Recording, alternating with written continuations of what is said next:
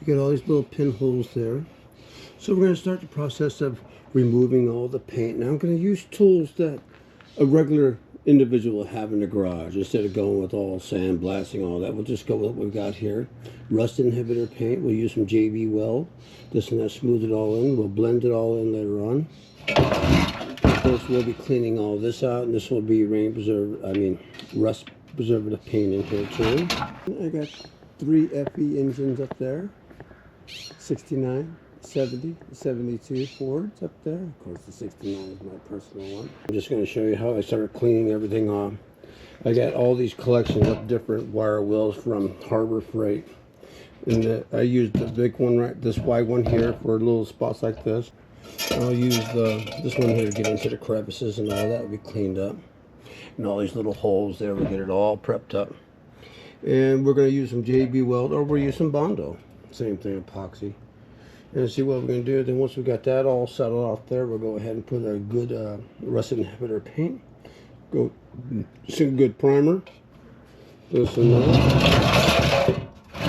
And the spring-loaded device up here, I can't remember the name of it, but we'll see what we got to do to make that operational. Okay, and we'll start on it right now. You don't really need to see me spend an hour or two of wire wheeling this, and I'll come back when I have it all clean. Okay, back again. I stripped off all the components onto this unit right here. And on the inside, I went ahead and put some tape around all the holes in here, which were plenty of them. I'm going to be applying the JB Weld, which I have many kits, if not my dogs have bought any more. And as you can see, there's the tape through each and every little hole. So we're going to go ahead and apply a little bit of JB Weld after I mix it up at each location. I'm going to let it, and then I'm going to push it through the holes so it'll flat bubble up on the other side a little bit, and the blue tape will hold it in place. Then I'll let it cure up. I'll come back and clean it up. And then once I get all that minor sanding on it, then I'll go ahead and polish everything out clean. We'll come back with that. I'll take the tape off in here. I'm going to probably use my neighbor's little sandblaster they have, clean that up. I'll maybe put a preservative coat of paint on there. And then we'll be coming back to this ring here, which is a 17¼ inch center to center ring. I'm going to roll this up on my little ring roller over there. And we're going to put that in place, put a couple little micro tacks. We'll seal it all the way around with some JB Weld on the outside. I put a micro fillet weld of black silicone. Then when we're done with that, we're going to go ahead and I'm going to apply a bed paint, truck bed coating on it, right? That'll take care of the inside. I'll be done with it there. And on the outside, I'm going to do the exact same thing. I'm going to put the truck bed, you can't see the coating of it. It's like a matte black. I'm going to put that coating on the outside after I put the rust inhibitor primer paint on here. And I'm going to go ahead and put that on there. Let that cure up properly. 1 or so coats, and that'll match all the other parts. And then I'll go ahead and paint forward blue. So when you look at it, like little microscopic ripples in the paint, but it will look good. So I can't find one of these in the junkyards. Can't find a kid to buy it off that has a whole collection of trucks. Of course, I'm going to try. And then I'll put this all back together, and I'll have a picture of my 69 Ford up there and just show you what it will look like. Okay, we're going to continue the discussion of rebuilding your air cleaner for an FE engine. So you can see I got it dismantled. You can see the top here on the edge where the gasket go is heavily deteriorated. Rotted out, decades, but when I'm done with this, it's going to look good. And here's the bottom piece. The bottom piece is rotted out right there. This mates up with the gasket right here. See there, that's rotted out. I'm going to flatten this out completely. Let me see, I got a spot here. I flattened it out completely right there. I'm going to clean it up, and then I'm going to install a brand new piece of 3/16 round stock, which I'm going to shape up, and then I'm going to weld it in place. And looking over here, now that's existing what I have. Let me see that lights. So this is the existing top right here. Right there. coming down, and you got this radius roll piece right here, which I'm going to take a little piece of, I'm going to take a piece of pipe, and I'm going to go ahead and shape that into a round surface like that. Then I'm going to cut it in two, so it will look like that eventually. This here, those little white dots are just showing you all the rust and everything there. It's all rusted out. And the time I'm done with it, it'll look like this one down here. I'll make up this new piece that'll be tack welded on there. I'll go around. I got the new gasket already. This will be a new piece here. And I got this little doubler plate I'm going to be installing right here. All the way around is metal.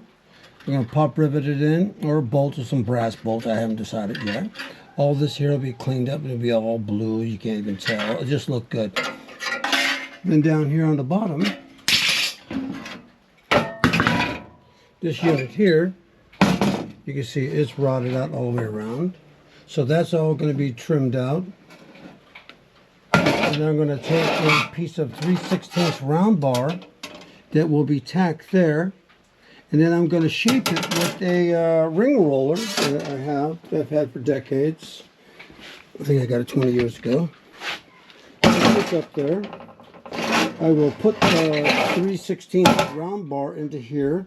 I will adjust it, and I'll go ahead and I'm going to lay out the circumference on this table, and I'm going to shape the ring to fit my design. And basically it's the outside edge of this right here, which ended up being, so from this edge here to this edge here, once it's compressed, it'll be 17 3/16 of an inch. So, having all these mathematical books, being a technical layout person for shipyards, 3/16 of an inch is going to equal 1.875. So it was 17 3/16. So that there is equivalent to 17 3/16 times 3.1459 pi. And it's going to end up being 54, maybe another 1/16 of an inch. These round bars I have here, round stock, are 3 feet. I will weld them together. I'll run it through the ring. I'll put it all together. That'll be all right there. And I'll lay it back on the ring. And then we'll go ahead and cut it in two. And then this will be ready by then. And we'll tack weld it in place with micro tacking. And I'll show you that with all my welding equipment I have my dogs bought me. And we'll come back. Okay, so here's the bottom side of that top cover right here. I took a little sliver cut of the new gasket. It's going to go right there. You can see what it looks like. That's what it'll look like there. And then on the existing bottom unit there, this gasket would, while it's in the cover right there, would fit right there and compress down to give you that airtight seal, right? So, taking the measurement I have here from one end to one end, just on the thickness of this plate right there, the sheet metal, is 17 3/16 of an inch. So I did the math real quick. 3/16 equals 0.1875. Then I did the 17.1875 times pi. It came up 54 inches. I have the material right here. And then I divided that by 2, and it came out basically close to 8 5/8 of an inch. So I took my metal scribe dividers, set it precisely, got it right there, and that worked out just fine. Then I went ahead and took my one with the soapstone, and I put that in the same center point right there, and I just scribed all the way around there and came up with that line. So that's what I did for there. Now you have multiple ways of doing that. You can take your, I'm going to show you multiple ways. You can go ahead and take your round bar and you can tap this with a hammer all the way around. Come close up to this edge and do it that way. I'll show you on another piece of scrap metal there. Or you can take the ring roller I have down. Oh, the ring roller down here. And set that up and periodically adjust it so I can come out with this ring right here. And I'll do that for 2 pieces. I'll weld it together real quick. I'll make it sure it fits right here. Cut it and re-weld that too. And then I'll go ahead on this right here.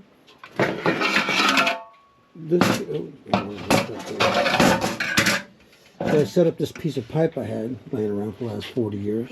And I'm going to tap this down flat, this edge. Get that right there. So right there you can see I tapped that down flat with a ball peen hammer, which I have right over there. And I'm going to do that all the way around because this thing is so rusted out. Then I will take a sander, a grinder. Let me just have one here by chance. Then after that's all flattened out, I will flatten this out real quick. I will lay it on the edge here and make sure it has a nice tight flat surface all the way around. Then I'll go ahead and take this here, push it all the way down there, put microscopic tack welds all the way around, turn it over, and wherever this thing here fits, then I will put some micro tacks here up on top, right there. And then I'll go ahead and maybe seal it off with an epoxy resin or whatever, so I get a nice tight seal all the way around. And on the bottom side here, I will probably take another caulking gun or whatever with some kind of epoxy, whatever, and just do a little bead all the way across around the bottom side so it'll look good. And then after that, I will go ahead and clean up and detail this. Oh, okay. You can see that I already put the JB weld in all the little rusted out spots there. And of course, I put in more than what it needed. I'm going to sand all this down. It'll look good. So I'll do a rust inhibitor paint on it, 1 to 2 coats. Then I'm going to go ahead and paint it with a truck bed paint, which I don't know what I did with it. The truck bed paint we'll put on there. It'll make it look like a matte black. Then the decision will be made if you want to go Ford blue. So I'll paint the Ford blue over the matte black, and it'll basically look like that, but clean. Now on the top over here, I'm going to take a piece of tubing. I think I got it right there. So I got some tubing that, of course, I've saved them for the last 35 years. This tubing is the same outside diameter as this is right there. So I'm going to take this. I got some pipe benders, miscellaneous items. I will go ahead and make a jig, and I will gently shape that all the way around like that. Even if I have to do it in multiple pieces, then I will cut this in two. And then I'll be able to put it on there, and I'll set it all up where I can micro tack that on. Then I will leave it. I will turn it over eventually. And these sheet metal pieces I have here will be inserted into there. And they will be pop riveted in or bolted in with some brass bolts, screws, whatever. And then I will micro tack it here too. And then I will do the same thing here. They'll be sealed with a 1/8" bead of some kind of epoxy sealer.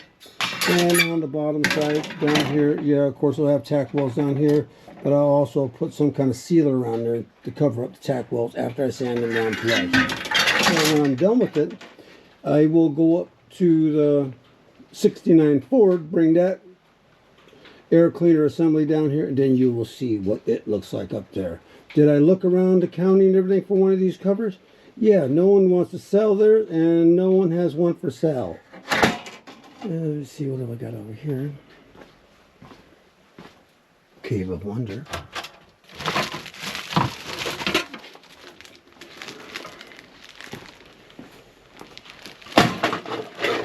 So this is the funnel spout. This is the funnel spout that came out. Of course, I'm going to go ahead and put this in some kind of rust eater, like a solution, whatever, CLR like that, or rust paint remover strip or whatever.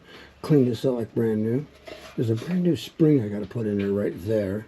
I'll find that spring the right one.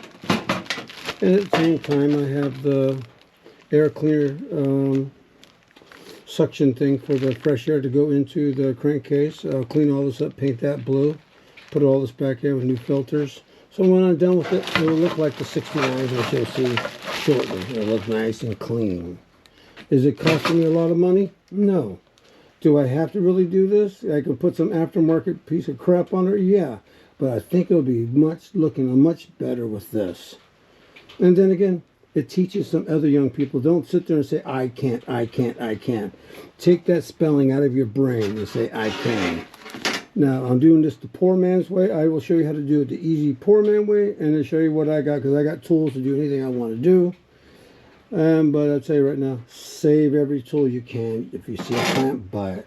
You see dividers like this, buy them. Little things like that, when you go to garage sales, buy them. So I'm going to be tapping these pieces down there with this ball peen hammer, taking my time. I already did this section right here to show you this nice and flat. If you can see that nice and clear. Now I'm coming back up here, and I'm always got it on the edge of this pipe nice and clean. So,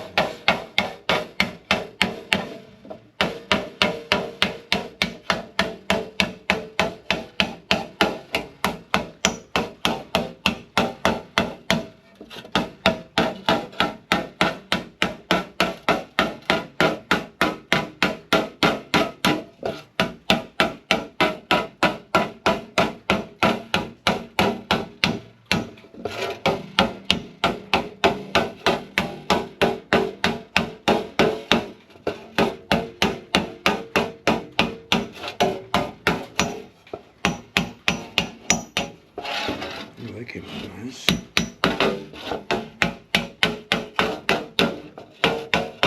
Okay. Boom, boom, boom, boom, boom.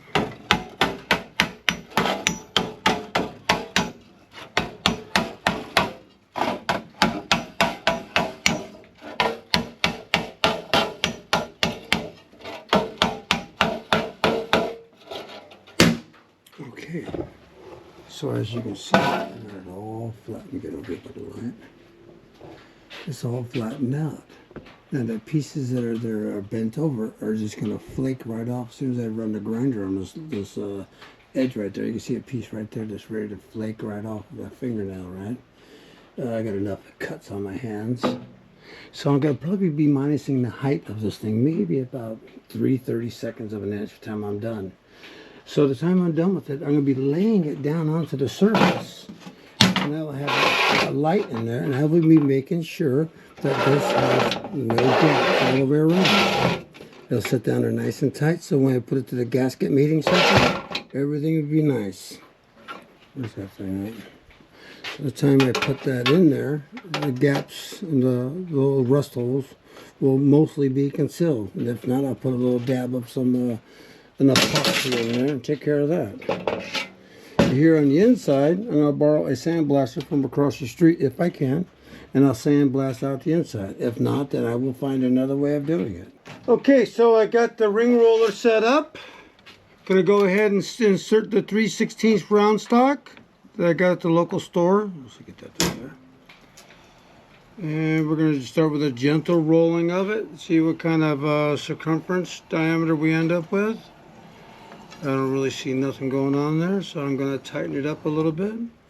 Turn the knob. You guys can watch videos on how to do all this. Other guys got good videos on this. It's not really doing nothing yet. Okay, tighten that up. Okay, now she's going somewhere.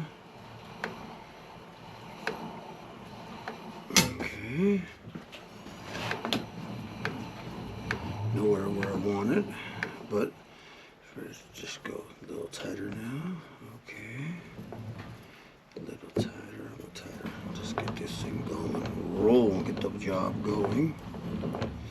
I've done this a lot on my metal art. I'll probably show you later on, not on this video. Okay, let me take it out and show you what it looks like. So right here, you can see my white line right there. It's coming along. I'm probably just going to do one more little tightening up.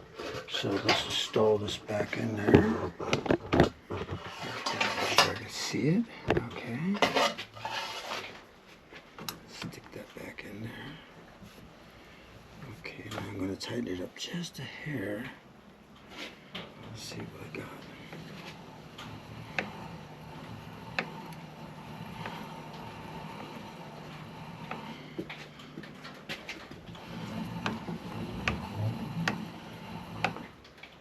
I think I'll go a little tighter.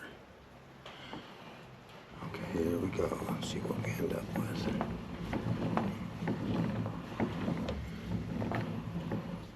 Looks good.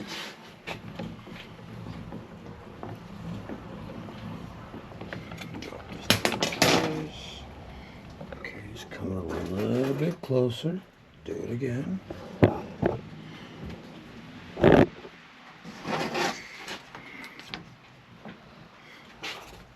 I'm going to tighten it up.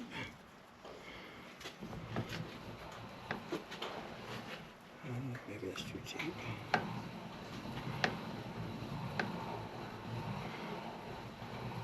And I'm holding it so it doesn't get off track.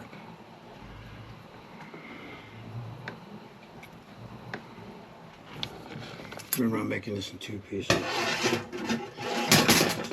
Okay. Here it is down here now. It's just microscopically off.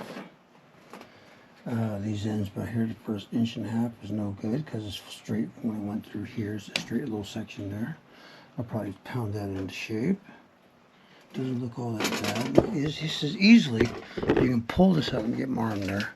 You can pull that out of here and just get it where it goes down straight. And now that looks good right there. Now let me bring that other piece up here. The bottom. As you can see, I already did the grinding on here all the way around. Is it perfect? No. This thing is not going to come out perfect. Illustration here. So, where'd that go? This is going to end up just basically like that right there. I don't know if you can see that really good right there. And when I get there, I'm going to put the micro tacks run all the way. I'll make up the other piece right now since I have it set. And I will remove the little bits of paint that are left there, and then we'll just carry on. So I will come back after I have the other piece rolled out. The other piece will be cut, the little straight section I'll cut off. As you can see right there, there's a little straight section right there. I'll cut that off. I'll weld them together after I put them in place. Then we'll go ahead and put it on here and see what we got to do. In fact, I think I will leave one end loose. I'll tack one side on thoroughly. And then at the last little spot, I'll cut it off with a die grinder, pull it together, tack weld it, be perfect. And making sure that it all lays flat so it'll fit right into the gasket material. Back here, I got the edges all prepped up except for down there. I'll do that later on. I'm going to tack a piece of sheet metal back in this one area once I get it all straightened out. The edges are all nice and clean all the way around. You can see I have my gasket down in place. You can see I'm going to set this up right here. I'm going to leave the last 1.5 inches free. I'm going to get it down nice and tight. I'm going to tack weld in multiple locations. And then I will rotate this whole assembly to keep it over by the edge and keep tacking it down nice and tight. Now, if I can get a vice grip on this end yet, maybe I'll do a little longer. So I'll get that all under, get it all tack welded up. And I will show you the last 6 inches of the welding procedure, this and that. Then we will turn it over. And then I'll show you, we're going to do microscopic tacks all the way around there. Then we'll go ahead and finish out everything else out. And once I have that piece in place, then we'll go ahead and fix this right here. And I'm thinking basically once I straighten that out, you can probably see they're bent up. Once I straighten that out, I might just use a little fiberglass and resin right there to seal that one spot up. And as you can see, I did a basic JB weld in all these spots where I have the hole. I'm going to see on the side. Let me see. Okay, you can see all the little black spots right there throughout the whole unit. Those were all holes at one time, rusted out. So you can see the JB weld. I did a basic sand job on there. I'll give some sandpaper on a pad, go back around it one more time. Gently. I don't want to take it all the way down because I'm going to do a different type of finish on this. And I think you'll like that. But I priced these out. A used one was $186. I was like, damn.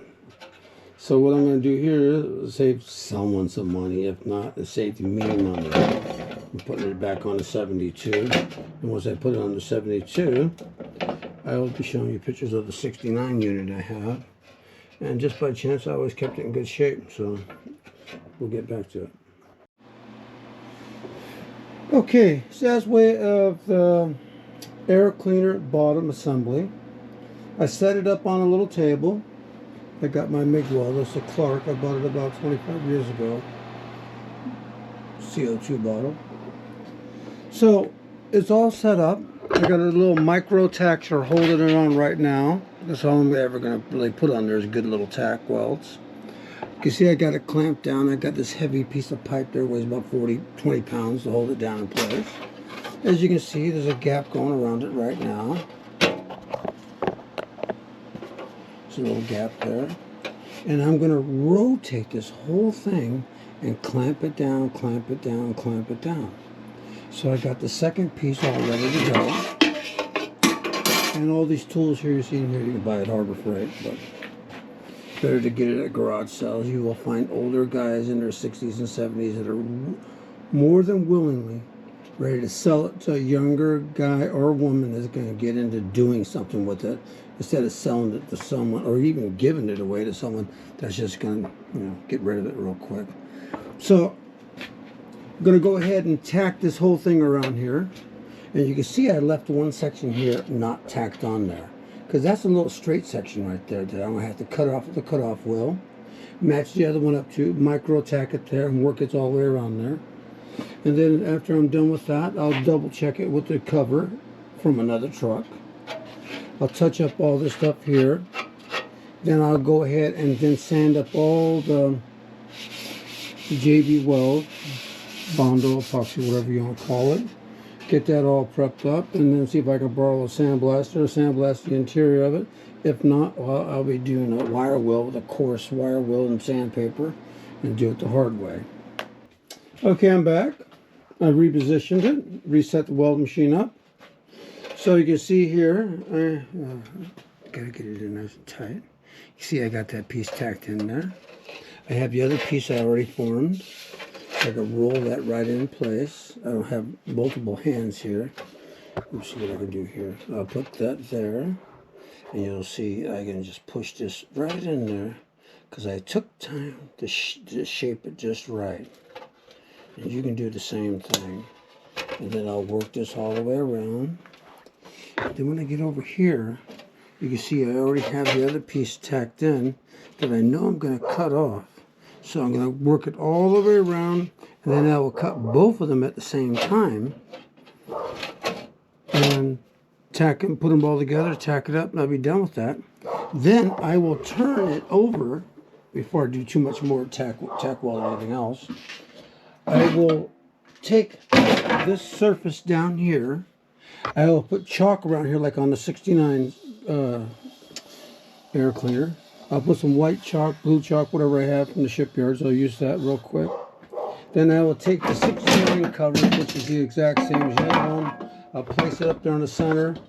I'll switch it around a little bit, come up there, and make sure I have the unit there in the center of the rubber right there with the white soapstone, whatever. So, as you can see, this will come right there on the 69 unit right there. So, this,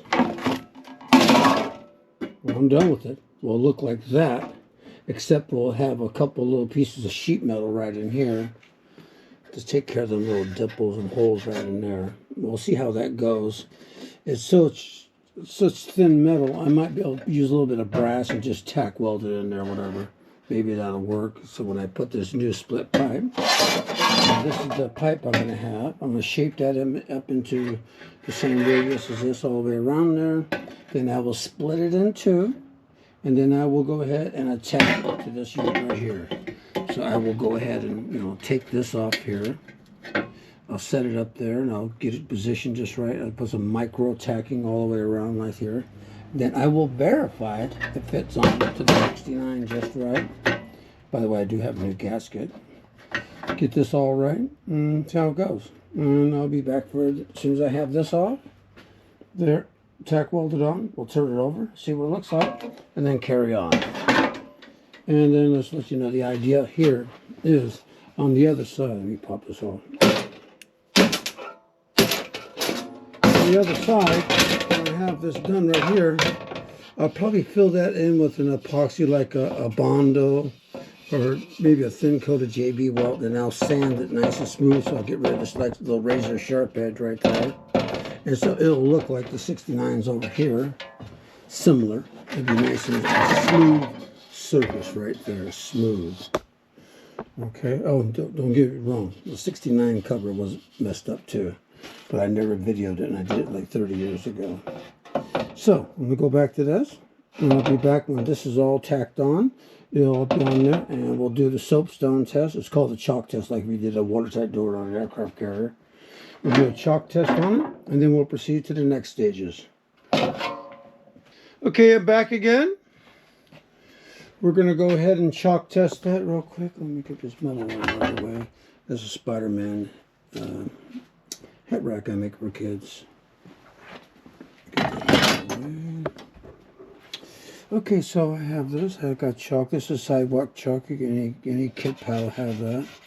Let me get this all chalked up real quick.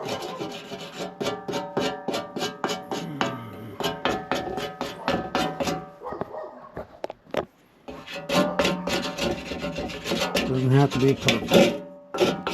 When I think about it, I should have taken a little 150 sandpaper to go over in diagonal directions to make it little scratches in there, so it would hold the chalk a little bit better. That's okay. I'm getting it out of everything right now. Put that right there. Let me get this sized up. Remember, this is just a temporary thing. You're bolting it down or not like that. Okay, get this right where it's going to be. Push down on it. It did shift a little bit. And that's what I ended up with. Yeah, pretty happy with that. Yeah, like I said, putting it on top of the carburetor will center it up a little bit better. As you can see, everything's nice and flush at the same level. So that's great. I don't want to mess up my good one. And you can see how I fixed this one years ago. It came out really nice. Okay, so just to let you know what I was doing too. I have this big heavy piece of pipe there at the Enterprise decades ago. And I'm putting my unit up there and I'm hammering over this edge right here, rounding it out a little bit. And it takes a little extra time. Ain't gonna make no money or nothing out of it, but I'd rather be doing this than sitting on a bar stool, sitting in front of a TV, smoking or something stupid like that. In fact, this is very enjoyable. Oh, you can see where I burnt these little holes there, right? So I'm gonna take a piece of brass or a brass bolt, whatever I have. Just go over to the Drawers of Wonder. There's a piece of brass copper. And I usually put that behind something right there. And I can use that right there. I would put that behind something, clamp it in tight, and then I would go ahead and put a couple little taps and shoot into the brass, and that would build up and that would repair that. Or, come over here. Got this back years ago. It was off a 1938 tugboat. And everything you could think was into some copper bowls or a washer or something like that. I will use something like that. And I'll be able to fix it real easily. Okay, at the cover of the air cleaner, we were talking about bending a pipe to match the outside radius of that, or the inside radius. And there you can see I was messing around with my pipe bender.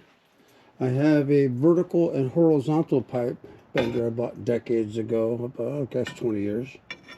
So right now I'm just experimenting to get ready to set the radius and do micro touches. So about every inch and a half, I'm bumping it once or twice, get it up there, and I'll move the cylinder maybe about within a quarter inch or so. It's getting dark right now, but I see it's going to work. It's putting no kinks in the pipe whatsoever.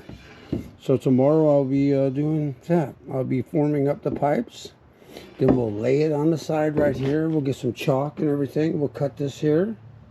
That, or I'll stand up a bandsaw and set up a guide jig so that we can just run it straight through. And we'll come back to it. But just letting you know, buy yourself a pipe bender. Always nice to have. I did it for all my metal art. Up there, a spider, holding a spider web to catch a fly. Many different art projects you use that to bend the pipe there. The big moon or rising sun there. Okay, another insert. So if you were to put this top cover here with the deteriorated radius seal holder, right? So I'm going to develop a jig for it. Not a jig, but a template. So when I put that there on the inside and come on over here, it's 16 3/4 inch to the center of it. So I will get a piece of cardboard. I'll lay it out. I'll put a mark there. I'll cut it. So that when I come out here to shape up, I'll use that same template right there on the inside and come up with the exact perfect forming. So it'll probably easily be 2 pieces. I think it was like 54 inches. I got this off another project. I'll clean it up with a sander and all that before I do that. And I'll set the camera up in such a position over here when we do it. You can see exactly how you're going to do it. And then you can take your measurements like, let me see if I can show you that real quick. You're going to take your measurements when you start pumping this thing in. And I take the measurements from this surface here to the inside there. You can probably see soapstone from years ago. And that way you can come up that, find your established point where it's going to work. And then every time you do it, you go back to that same measurement. And I usually tape a little something right here. They'll have a black mark on it. When it gets there, I'll stop, move it a little bit. And then on all these tubing that I'm going to use for that, I'll have it all marked out in 1.5 inch increments. And you can see here from decades ago, I have other spacings here to make some big giant artwork. That's for 1/2 inch, 3/4 over there, jigs and fixtures. And this is pretty nice to use.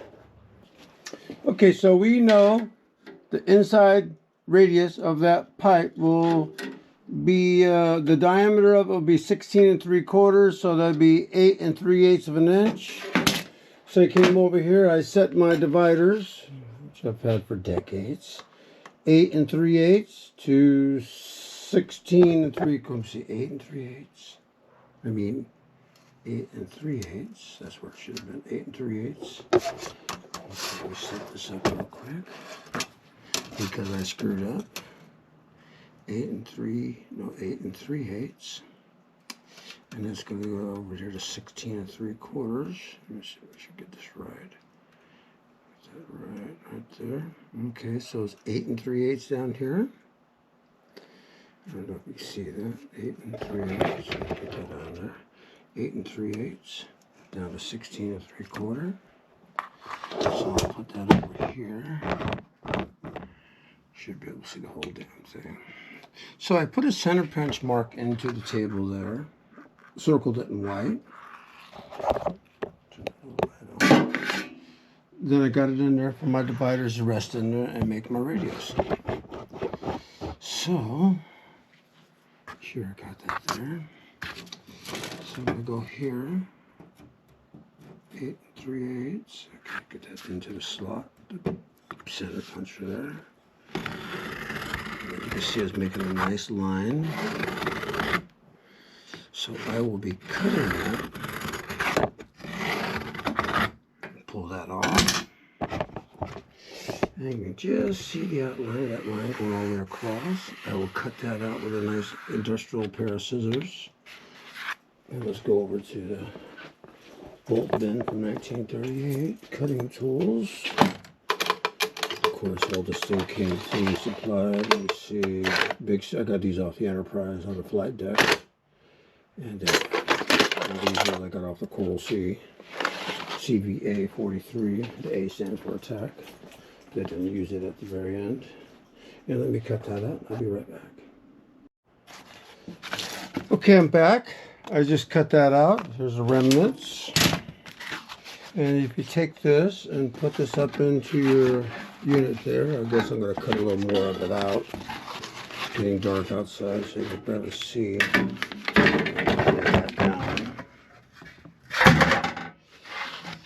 Okay, so you see it's going to fit on there just perfect. So when I get out here, I'm going to establish this bend, this pipe at that certain, maybe 3-4 inches. And once I come up with that radius there, then I'll come up with a measurement and I'll replicate it all the way around, make up multiple pieces. Then I'll lay it on the side like it is here, and I will come up with a spacer, and I'll take sharp soapstone, and I'll put the mark all the way across there, and I will probably cut it with a cutoff wheel, or I will get it into a vertical bandsaw, which I have over there hidden, And I will make a jig and slide it through gently, taking my time.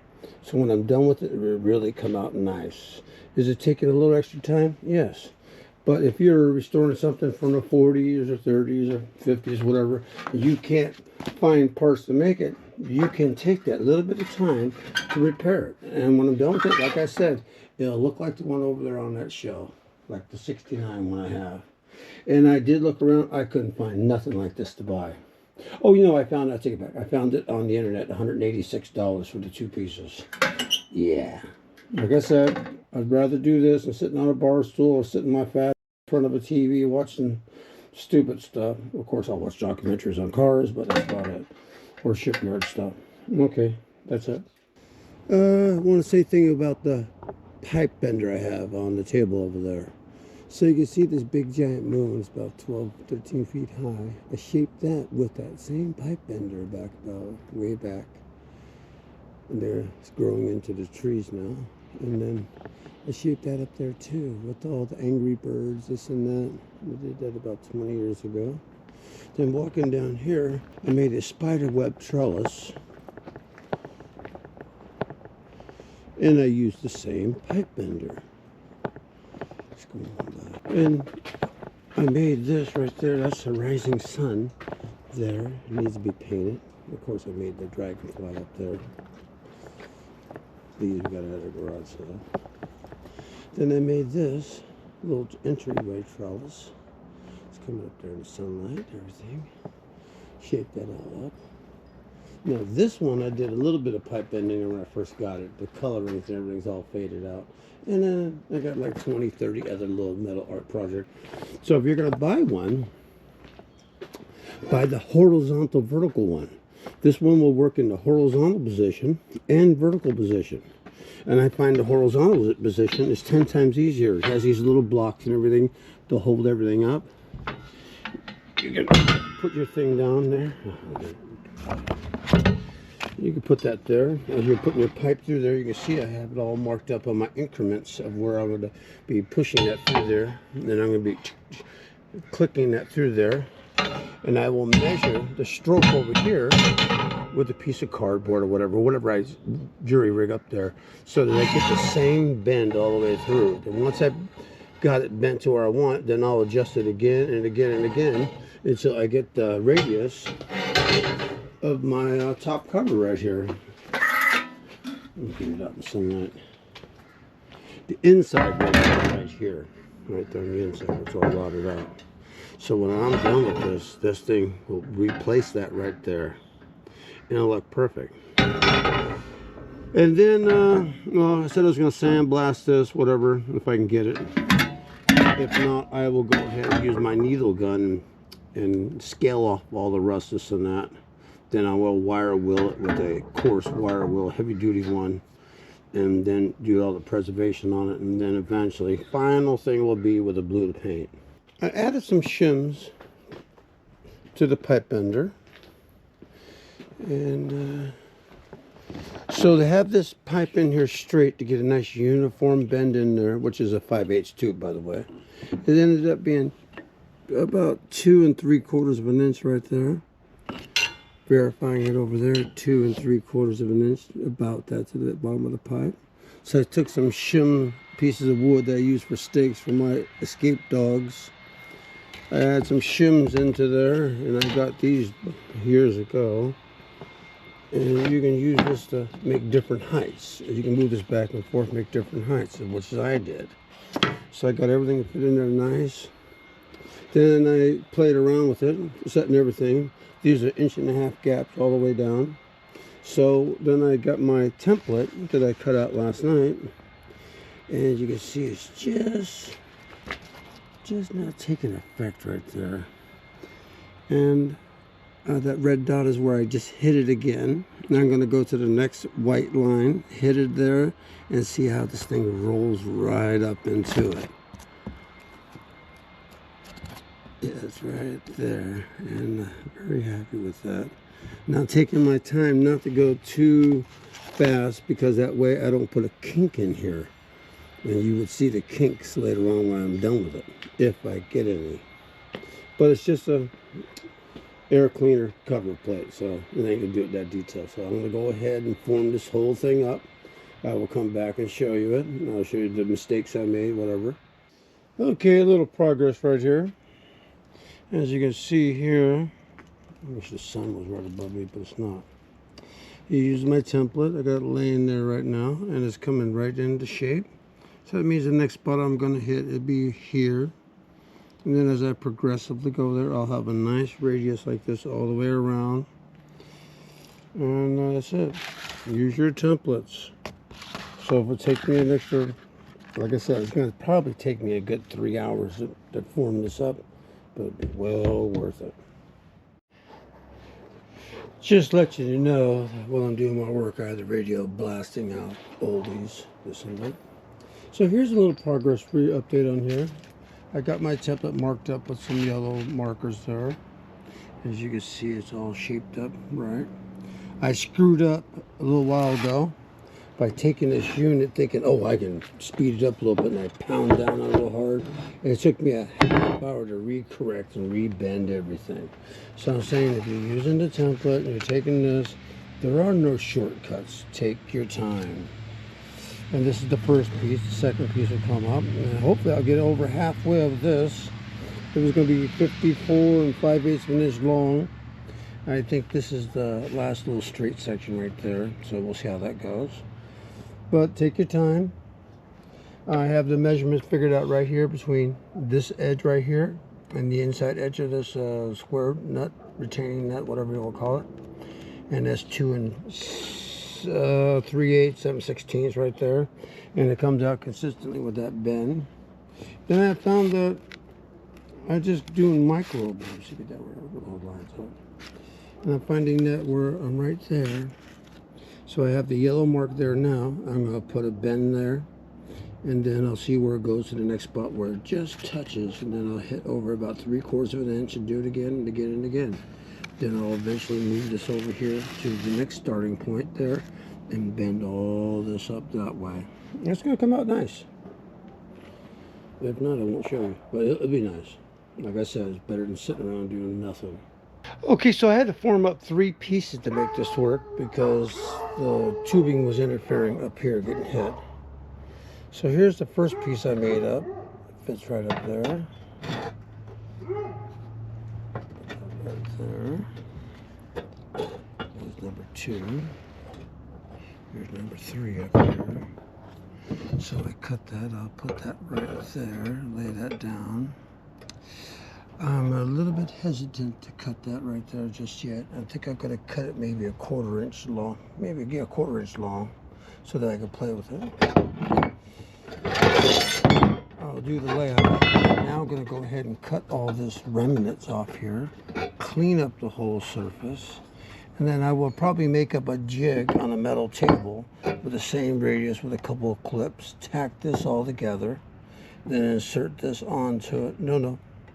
I'll tack all that together, then I have to cut it right down the center of this. And I'll lay that out, and I'll match it up to the 69 unit over there. I'll cut it. That's going to be a little tricky. I don't want to screw it up, so I'm going to think about it.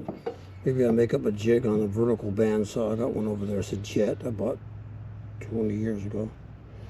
And I'll set that up, so I want to get a nice cut. So I might just set up a jig like this right here and set the blade up nice and tight where it's a tight fit will just go right through the blade. In fact, that's what I'm going to do. Yes. Okay, so I cut that ring off the existing air cleaner top. These are the pieces I formed up. So I'll let you know I'm not done cleaning it. I cleaned it up best I could with the sanding disc on a 4.5 inch electric grinder. I'm just placing these around here. This will have to be placed up, spaced up later on when I do this. As you can see, they fit nice. Where's the other one? Get that right in place. Put that over there. Okay, you can see there. I might have to bump that one more time right there. And then this one here, I think by cleaning it up with a sander, I might have got it a little too warm. And you can see right here, I'm going to have to bump it probably right here and there. bumping is it where you're going to push the pressure to make it bend, okay? So you can see there, made that a little bit more better right there. It's getting cold, sun's going down, and I'll continue on, and I will be working on bumping these up. And when you guys are doing this, take your time. And actually keep notes of what you're going to pick up for the next day. Now that I got that there, let me check that fixture or this template I made. See if it was even close. Now I got everything cut off. Oh, yeah, it wasn't too bad. Yeah, not too bad at all.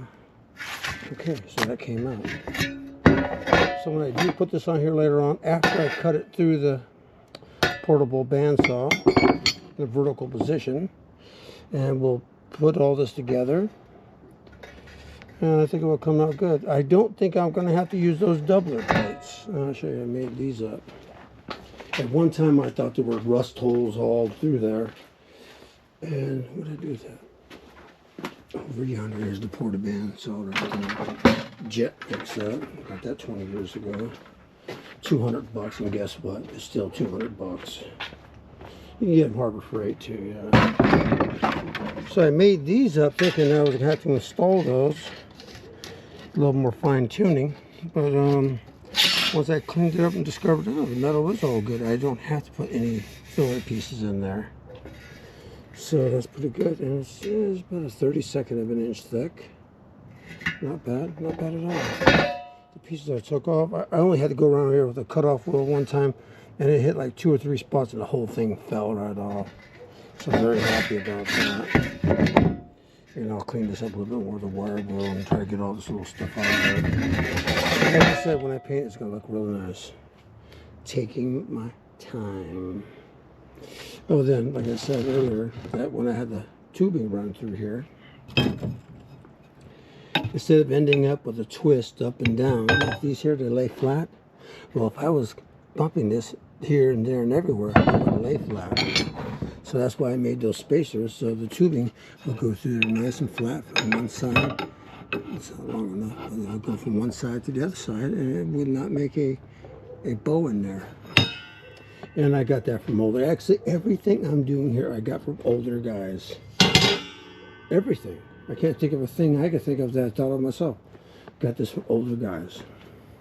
Okay, guys, there we go. From an older guy to you. Okay, here's my jet saw.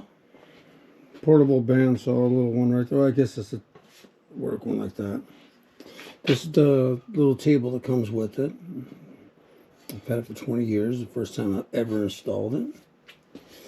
But everything works just perfect. Took care of it. Got a new blade there on there.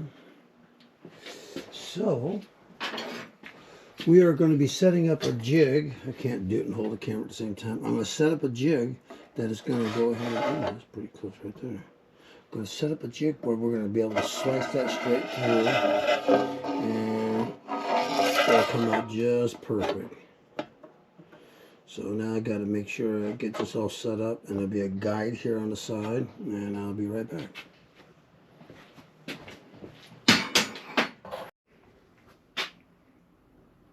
Okay, so I set the bandsaw up. I had to do a little modification for it. Down here, this little backstay there wasn't, I had to elongate that slot right there to make sure it stayed there for safety. Safety first. So I had some other parts there where scrap metal was brought home here. So I set it up onto the jig where it would cut it exactly in two. So where's that piece I tested it on? Oh, here it is. So I tested it on this piece right here. It was a little bit bent. It went right through there, no problem. So of course, when I cut the other ones, I'll have all this other ear muffs and this and that on, safety glasses. I already have glasses on. So I'm going to do a little test for you. On the switch down there. Here we go.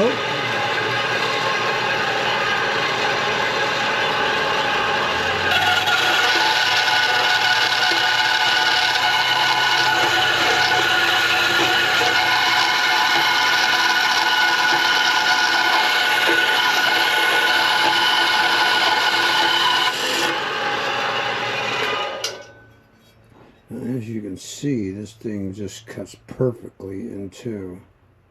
So when you match it up later on, when I cut all the radius pieces here going through, when I cut these, of course I'll be using it and I'll be holding it with a pair of vice grips so my hands will not be on it whatsoever. And I'll hold it vertically straight up like that, so make sure it's not cocked one way or the other. Right through there. And actually, I thought I'll just be getting one piece. Now I get two pieces. So I'll cut those. Of course, I'll have earmuffs on. I'll have some safety goggles on. And I'll be holding it with a pair of vice grips, so if something happens, just let go. Get away from it. I don't care if the blade breaks. I'm going to cut my hand. Okay, so I can't really set it up. I have no one here to help me. So that's what you got to do. Buy yourself some things. Okay, so here's a piece that I cut. You can see it came out pretty nice. I'm going to have to take a sanding disc on my 4.5-inch grinder and buff it up a little bit as way of the edges. So that when I get ready to tack this all together, I'll have to push this down. It'll fit right in there, right like that. A couple little tack welds. And then when you put the second piece next to it, you can see there's a little difference in the heights right there. And that's where the little bit of sanding is going to come into it. And then when I noticed that, when I looked here, after I turned it up on the edge, there's that little offset right there. I don't know if you can see it. I should be able to see that. Or the book's side. Yeah, it's a little offset there. So a little bit of sanding. I may just go ahead and set up a sanding block, move it back and forth. My belt sander got destroyed years ago. I guess my dogs are going to have to buy Daddy a new one for Christmas. Here's the other one I cut. I got to break this apart real quick to get all that all done up. So I'll end up with some extra pieces. And then I have another one here that I'm cutting right here. And let me go ahead and run about an inch or so of it to show you how I was doing it. Remember, safety, safety, safety. So you're going to have it go through there, and you can see that this is going to have to be kept. You're going to have to keep this up straight and push it through. So I'm going to turn it on. And I'm going to do about an inch. Got it vertically in there.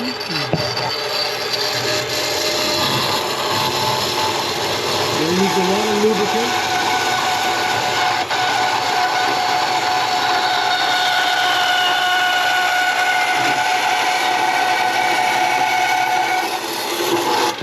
Okay, pull it back out,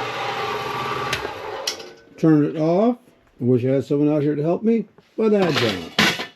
So there you go, sitting on it, instead better than sitting on a bar stool. Now I'm going to go ahead and sand all these up, get this one finished on the cut, set it all up in there, clamp it down or weigh it down, whatever, because it seems like this is not sitting on there just perfect. See right there, it's not, I can push down on it. So I got it to be perfect. So when I tack it all together, it'll look good. And it's going to look just as good as my other cover there. And I would probably say, doing this one, probably about 3 hours to do it total. So I'm taking breaks here and there. But if I had to do like 4 or 5 of these, I can knock the time down real easily. But then again, the investment, like I said, I'm outside. And right now, I'm talking in here because otherwise the stereo would be blasting. I think I had someone like Little Richard on there singing Lucille, annoying the neighbors and everything. So, come back to you when I have it all sanded up, when I have it all prepped up right here, and I'll come back when I'm tacking this in place, but I will show a couple of these edges with the sanding in there, making sure everything's clean. I will probably break out a piece of the new gasket, cut off maybe about a 1/4 inch or whatever, and put it in there and show you how that fits in there. So it will look like this one here.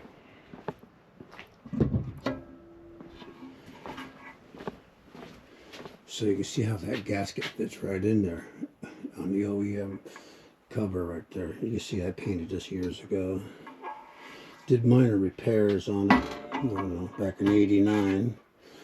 I still got to get in there and clean this up. The truck sat there for 9 years, this and that. And then, yes, and it fired right up when I was ready. Anytime you store those old FE engines, Ford trucks, make sure you use ethanol-free gasoline. Make sure, and then use that fuel stabilizers and everything, and then you can press everybody, fire it straight right up. There's my 69 up there, the 70, 72, there's my 96, there's my 93, then the Honda's on the other side, Ridgeline, and then my 2011 Police Interceptor, and then there's the 2001 Police Interceptor. Okay, turn the stereo down. Here are the pieces I made up. I just have these 3 of the 6. This is the big one I made up, and I split it in 2. It came out nice. A little bit of sanding. I still got to go back there by hand, catch a little more burrs there. Came out nice. All the edges are flat to each other, right there. So you can put this in place. There might be some micro adjustments. No rush to screw it up.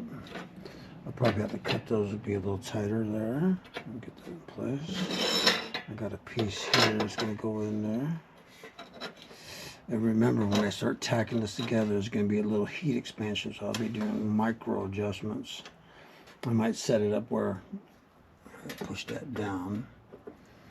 And maybe I'll put some dogs and wedges, a little shipyard work to hold it down. Or I want to use a big half clamp I got from the shipyards.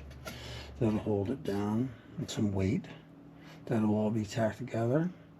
Then I will flip it over, and then I will go ahead and put some micro tacks on the bottom side, this and that. I will test it with that little piece of gasket, make sure it sits on the lower half of the air cleaner there. Then I will go in for the kill on both of them, cleaning up all the edges, removing all sharp edges, sealing everything up there before I even go to a paint. So like it is right here, I will go ahead and take it to a I guess some kind of anti-rust paint primer both pieces out thoroughly, this and that, before I do anything else. And then I'll go in there and, you know, do the micro stuff. But I was just saying, if you know you can't do it, then you won't try. I've never done nothing like this before in my life. But I can't spell I can't, so I'd make sure I can. Then again, like I said, most of my talents come from older guys that taught me back, way back.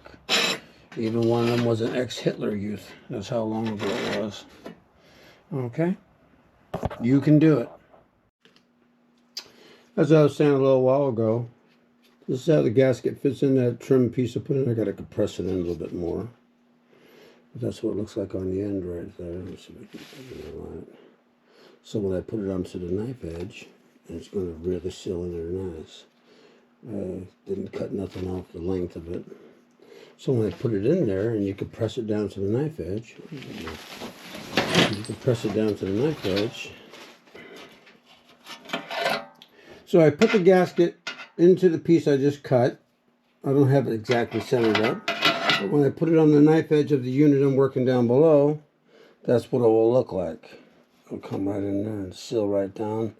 And the retaining wing nut will pull it down nice and snug, have a nice airtight fit all the way around. And we'll be doing that by using chalk, like right there, to get a chalk imprint. And wherever I don't have a chalk imprint, we'll do some minor modifications to it to make sure we have 100% chalk contact, and that way you know you got a sealed unit.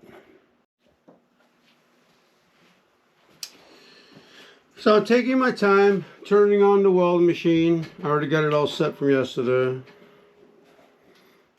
I'm gonna get the ground clean up over here.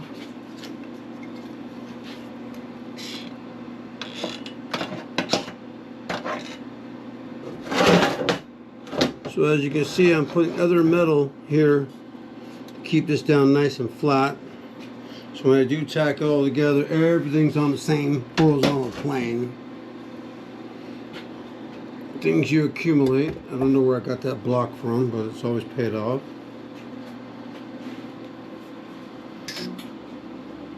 And whenever you're going to use your welding machine, make sure you got a good set of pliers out, wire cutters made for welding machines. Here we go. And that's what I'm talking about.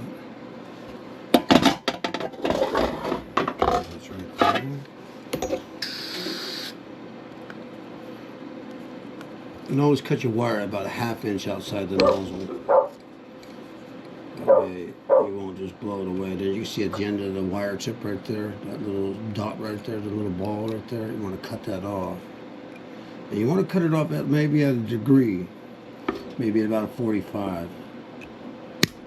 So there's that little sharp 45-degree angle right there. So it'll go right into the corner where you want it to go. So let me grab my hood real quick. Let me get this off.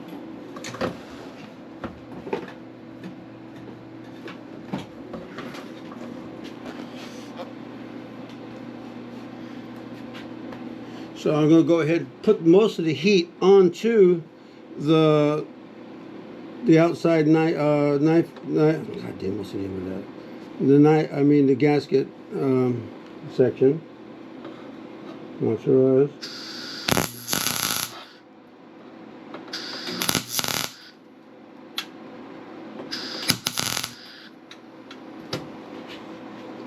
Keep it down nice and tight.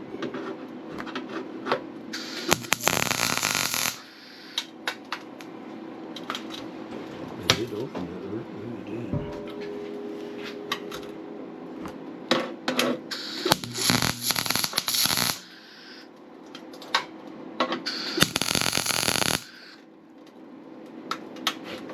Okay. Around this edge here.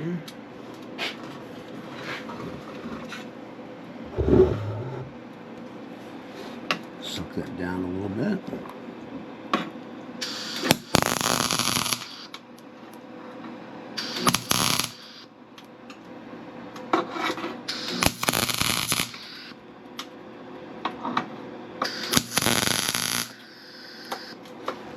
So I let the puddle build up on the tubing, and then I let it float down into the cover sheet metal. The sheet metal is about 1/32 of an inch thick. It's not really thick at all.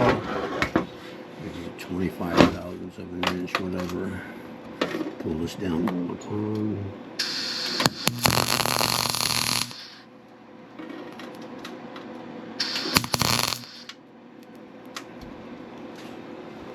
So I let it build up a little bit. Now I'm going to rotate this unit. Get that out of the way. Come on over to this edge over here. I don't know if you can see that. Should. Yeah, I don't know where I got that big hydraulic pipe there. So I know it's off a carrier for the catapults. If you look at how thick that is, it's a 4-inch piece of pipe with probably a schedule 200 something. It's about 1.1 inch thick on the wall thickness. So I'm going to push that in there nice and tight. I'm giving it a gap, maybe a 30-second inch, so I get penetration.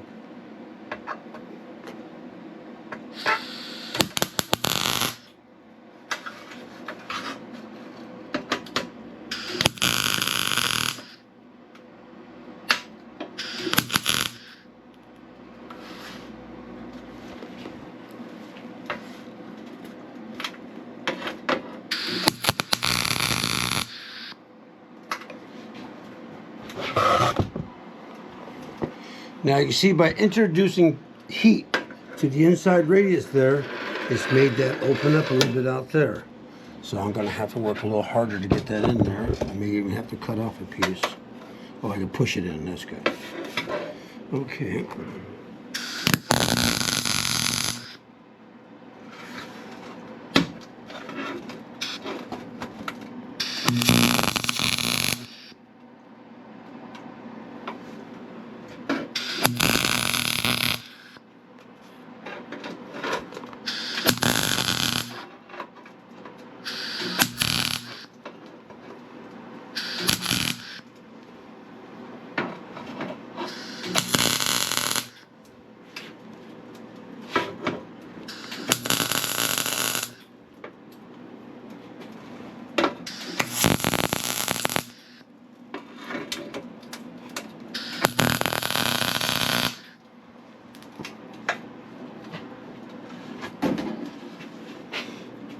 So I know you can't really see it right now when I have my hood on and all that, but I did burn some micro little holes into the tubing and into the base cover. Whereas I know I seen one when I was tacking it, but that's common. Now I'm going to rotate this around and see what I got to do to put the small piece in. without burning my fingers. I have, yeah, of course I have casualties from yesterday. So, and like I said, when I was putting this together yesterday, I left it a little bit long there, so I had if I screwed up, I had some kind of backup. So we're going to go ahead and put that in there. Come back over here. I had my soapstone out a second ago. There it is. It's not sharp, but this is the idea right there. I'm going to put it here. Then I'm going to put a mark. Let me see, where's it at? Okay, I'll put a mark right there. That's about it right there. I'll cut that on my bandsaw there. I will come back into it in a minute. That way I can go ahead and prep everything up nice and clean, do the last little ring of it. And I guess I can turn it over now to show you just the basics, what it's going to look like. And that's what it's going to look like. And I'm going to put some tack welds here on the inside. And like I said, I'm not going to weld the whole damn thing. It'll be distorted to death. But, come on, baby. But when I'm done with it, I don't want to pull the gasket out to show you, but it'll look just like that. Got the gasket in that one. The gasket will lay in this one. In fact, lay that gasket in there now. Yeah, it'll look really good. Put this back up there.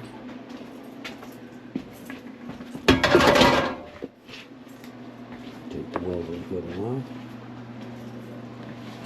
Yes, it's an electronic type hood. Back over.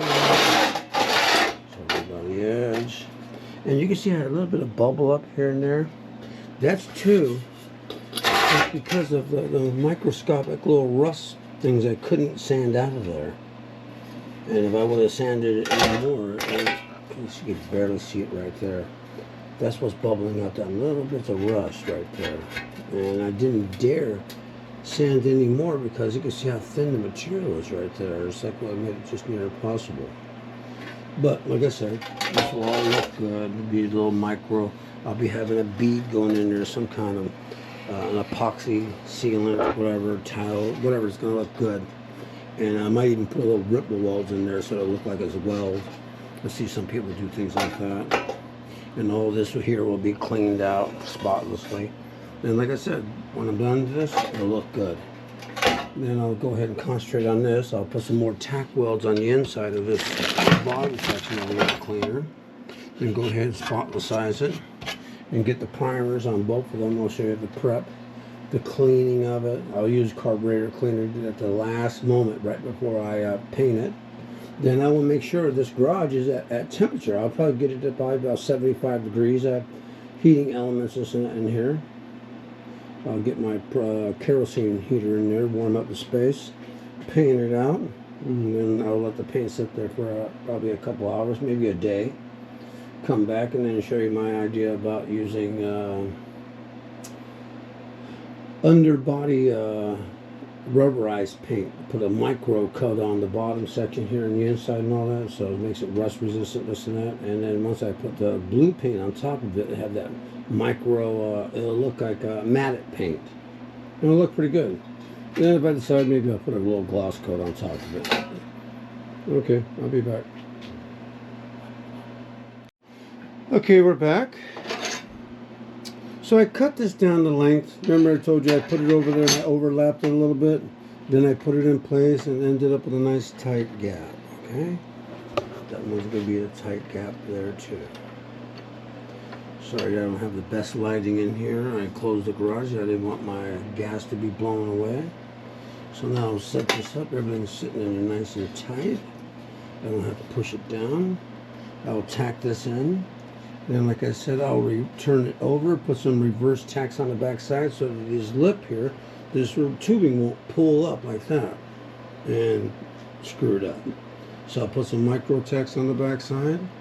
This and that. Once I'm satisfied with it, then I will go ahead and put twice as many tack welds on the back side and on the top up here to make sure she stays solid, so that when we do pull it down with the wing nut here later on, it'll just go down nice and snug, have an airtight fitting, airtight fit.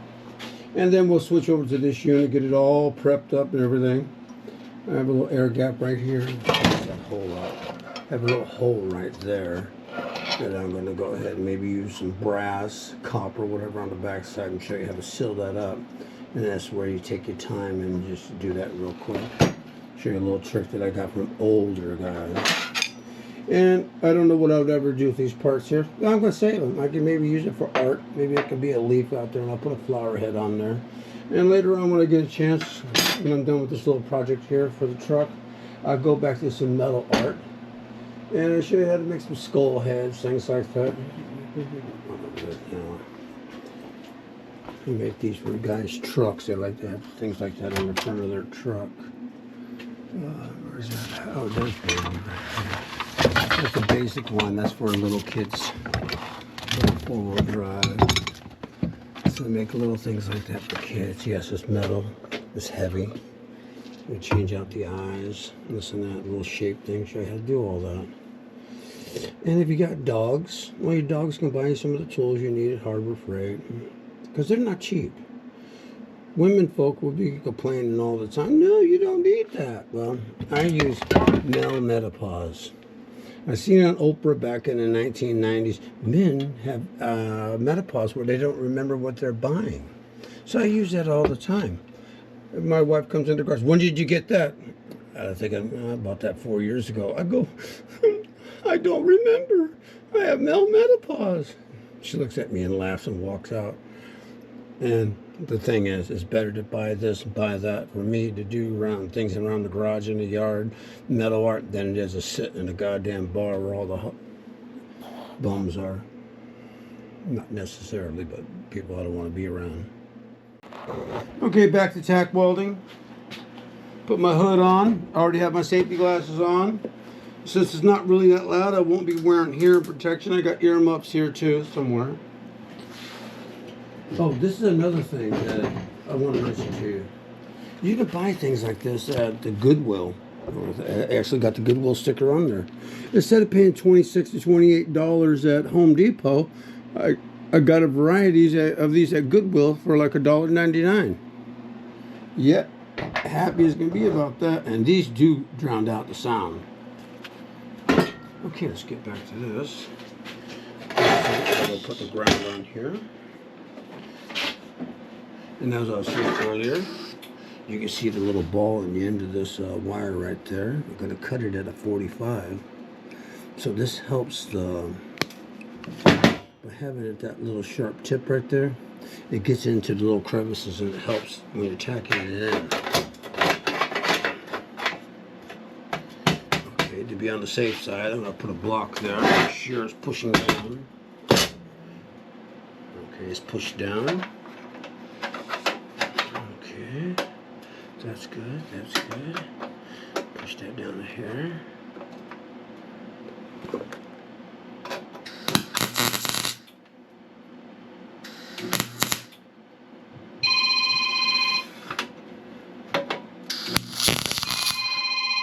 We can wait.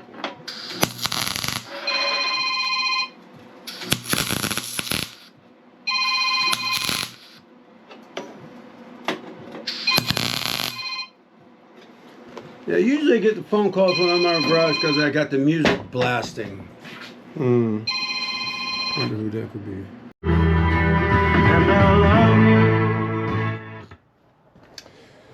Okay, here I am. I got the piece welded on. I have multiple tack welds all the way around. As you can see, I got a couple of little minor repairs to do in the seam weld there. All this will be grounded out a little bit more. And then when I put the sealer in there, I'll do a back and forth waving motion so it'll look like a weld, or I'll do a smooth one of the two. But that'll be an epoxy. Here's the inside, what the inside came out to look like. Nice and smooth. I just cleaned it up with a wire wheel. Came out pretty nice. But now it's going in to do the T-job work. You see, I got a couple little pinholes. I'll go back there and touch it up with a little wire welding. One right there. I'll mark them up real quick. Go back and fix them. And I added the welds onto the bottom. Because they're outside the grind. I mean, sand. With my sanding disc, and I got a wire weld there. So I got that. Touch all these up real quick. Inside and out. The outside I'm just going to touch up. I'm not going to do too much work beyond that. Right now I'm going to put a little bead of an epoxy resin on there. Here I will smooth it up, make sure there's no sharp edges for the gasket material. It'll come out pretty nice. And then I will wire wheel the rest of this paint. It'll all look shiny. But then I will go back and I will stuff it all, just as the paint will stick to it better with the crosshatch sanding technique. I'll probably use a 125, 150 grit sandpaper and go diagonally and make everything to stick nice and good on there. So I will come back and got all these cleaned up, all the little minor repair. What was that one repair on there? Oh yeah, got right there. I got two little pinholes I got to touch up. And there I'm just going to use an epoxy JB weld. Let me see if it goes. One right there. There's JB weld on that. And if you can see my finger behind that.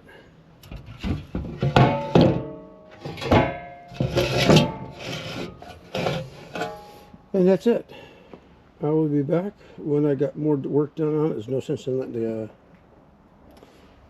the GoPro sit here and run for hours.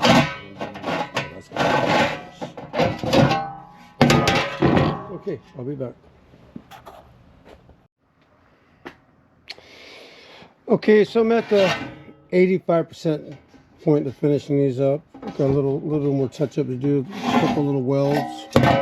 And I was seeking some advice on what type of epoxy from an auto body guy that I can use, that I can apply with a caulking gun, that I can go back and forth make it look like a little ripple effect, like a 60-10, 60-11 weld.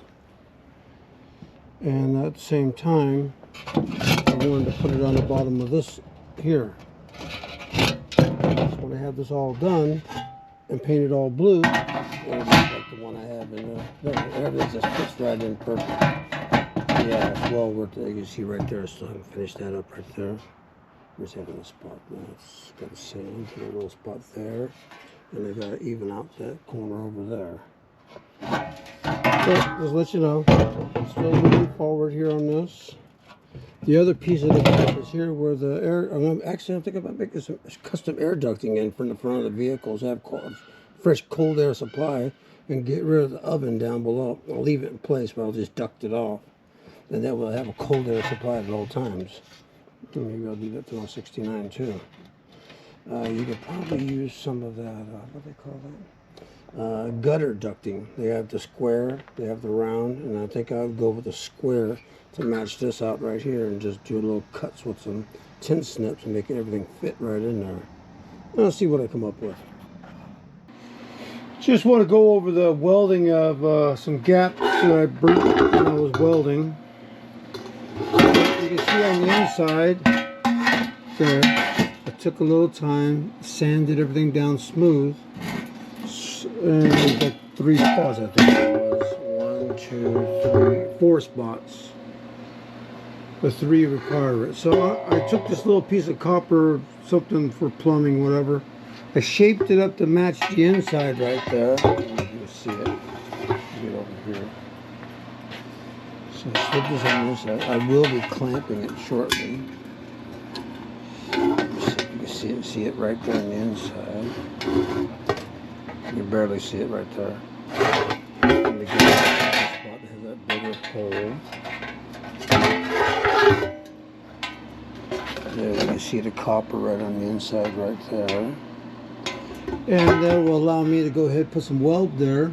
The weld won't weld to the copper, and I'll be able to fill that up real quick, resand it, and then I'm going to see what I'm going to use to seal all this all the way around after I clean it with carbonator cleaner. acetone, whatever you guys want to use. And I got the other one over there all cleaned up, ready to go. As we have the inside, it's got a wire welt with a die grinder or whatever. A little wire welt. Let me see what I got here. So I got a selection of bits, non-abrasive. I got these types here. This, oh, there it is.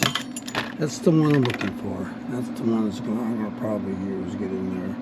I'll probably put it on my little die grinder there from 1967. Got that off a ship too. All the rotary files are down there.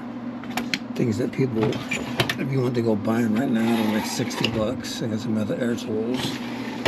Accumulate everything. Background. Tools only. Okay, I'll get back to you after I'm done with the welding. And then, like I said, I'll be going through here. I'm trying to research what can I use to go around here with a bead. I guess it's going to be some kind of black or whatever color, black tub tile sealer. Let's see how that works. I might do a little sample spot. I think I got some when I did the flooring in my bathroom. Put that in there. In fact, I'm going to go in there and fill, see how that works, and touch it. And if it's nice and set up real good, I'm going to use that. And I'll do the little ripple effect back and forth, maybe, and make it look like a weld. Some people have already told me to put some blue tape around the edges here and there, so after I do that, then I can peel it up. And it's like, I don't feel lucky that way, but I might just try that. Okay, see you later. So I have it all prepped up to put the sealer around there. It's going to end up looking like a bead like there. That's my little test bead right there, the little white one with that focus. And then I'll make it look like a little weld bead. Maybe I can do a couple inches right now for you. And I'll smear it around with the thin blade screwdriver. Okay, here we go. Here we go.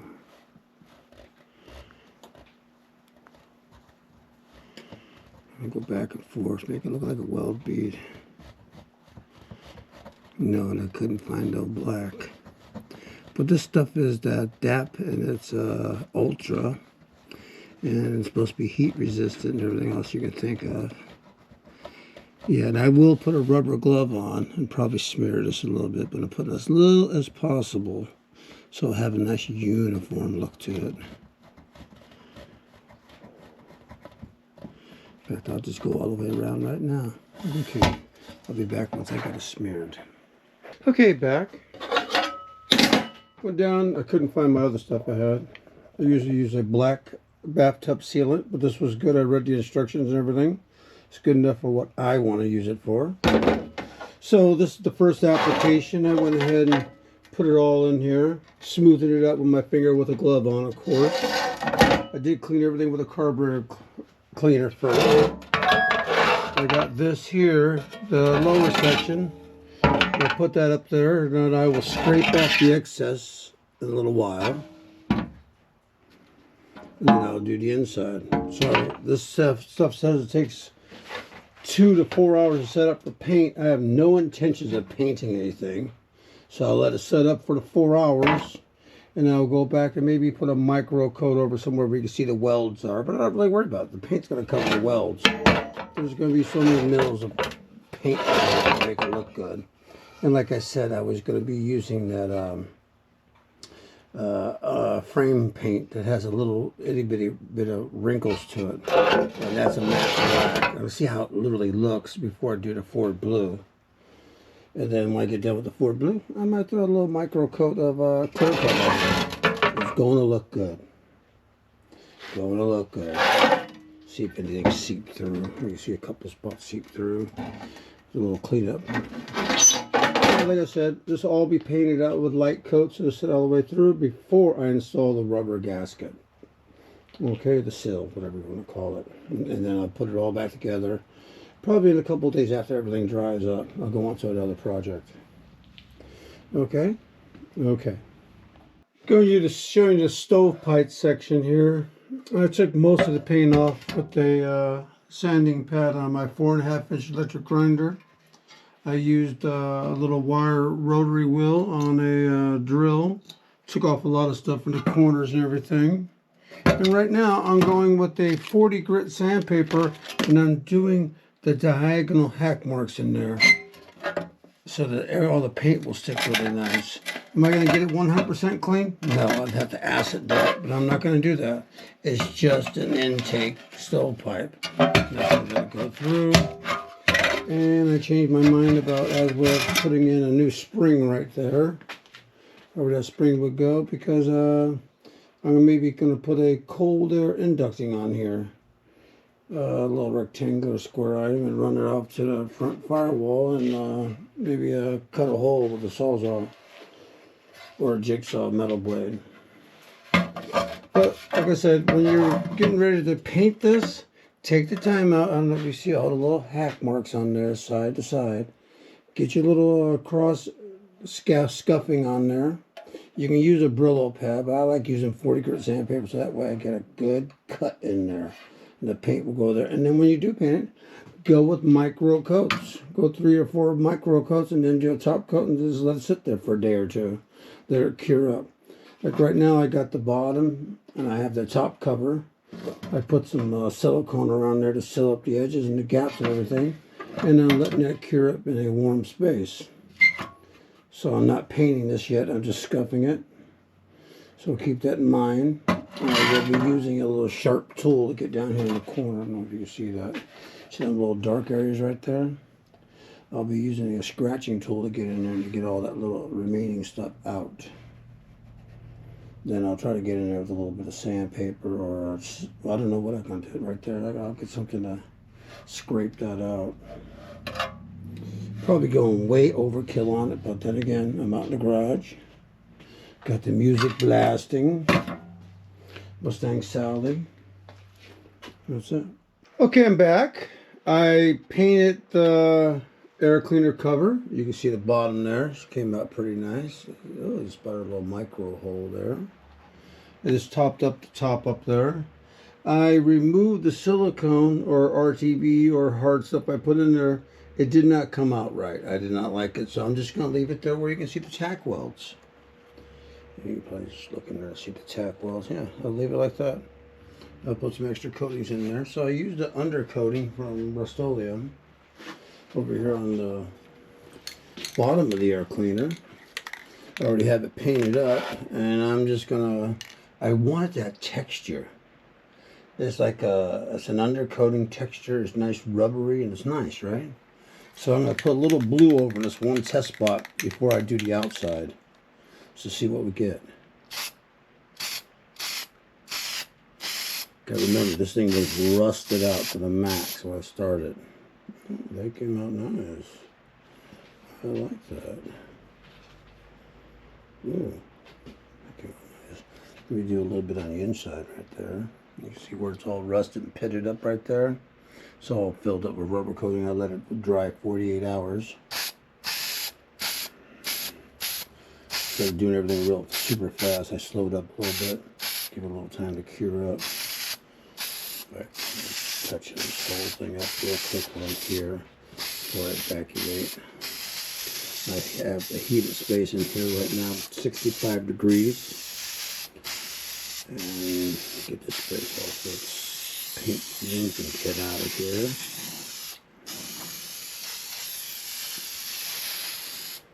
It'll come out nice. Just an initial coat.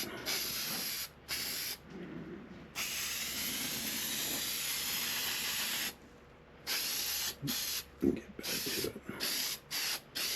And I guess I am going to paint the outside, so this is what this will look like. Yeah, not bad. That's very good. I like it. Just a preliminary coat. This is a micro coat, so it should.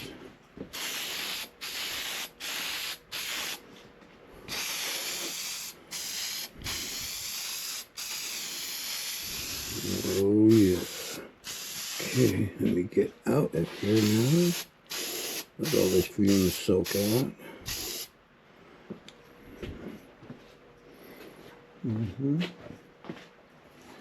probably edit this anyway when I do it. Just a quick coat. And I will be putting a brighter light over this affected area. Get up my nozzle. There. That there. That there. Now that I'm getting high on fumes, let me get out of here.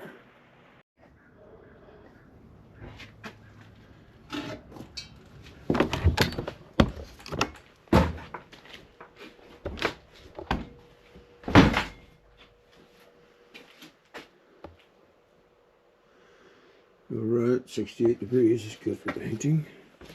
Okay, what do we got here? First coat, didn't come out too bad. It's still tacky. Oh, this ain't set. This has not set up good. Still tacky.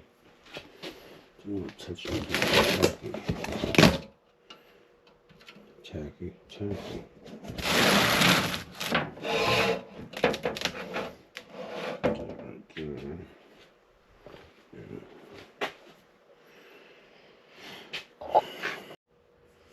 Okay, back in the garage. It is right now currently, well, I would say about 68 degrees in here. Nice. Got an oil heater going. Let's check the paint. Paint is overnight, still a little tacky. I'm going to put this directly over the heat area. I don't know, I got my finger even. Okay, I'm going to put this here. The other side is still got that base paint on there. Hang this up over the edge, like that. Hopefully that'll help. And I'll come back to it. Oh, I did start working on the stovepipe. Damn it, didn't let that happen. I didn't paint this up anyway. So I got a base coat, just a quick little touch up on it. So now, I guess I could put 2 screws down to set it up for painting. Yeah, I'll touch this up before I leave the space and let it set up. Okay. Wide sweeping strokes over it. There you go. That's basically what it's going to look like when it's done.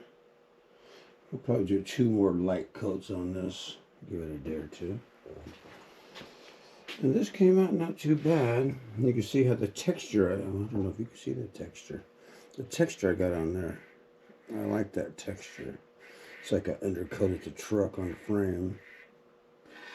Yeah, gives you a little scratch feel to it, but it's still tacky. I painted it about 15 hours ago in a 70-degree temperature. You'd think that. No. I'll have to dry up another day. Okay, there's the first coat on the cover plate. That doesn't look too bad. Second micro coat on the bottom. Air cleaner assembly. Not bad. Not bad. The stovepipe. Didn't come out too bad at all. Looks really good. That's the second micro coat on there, by the way. Did a micro coat yesterday. I have the temperature. It has 68 degrees. This is warm as I can get this damn garage. And now onto the lamp project.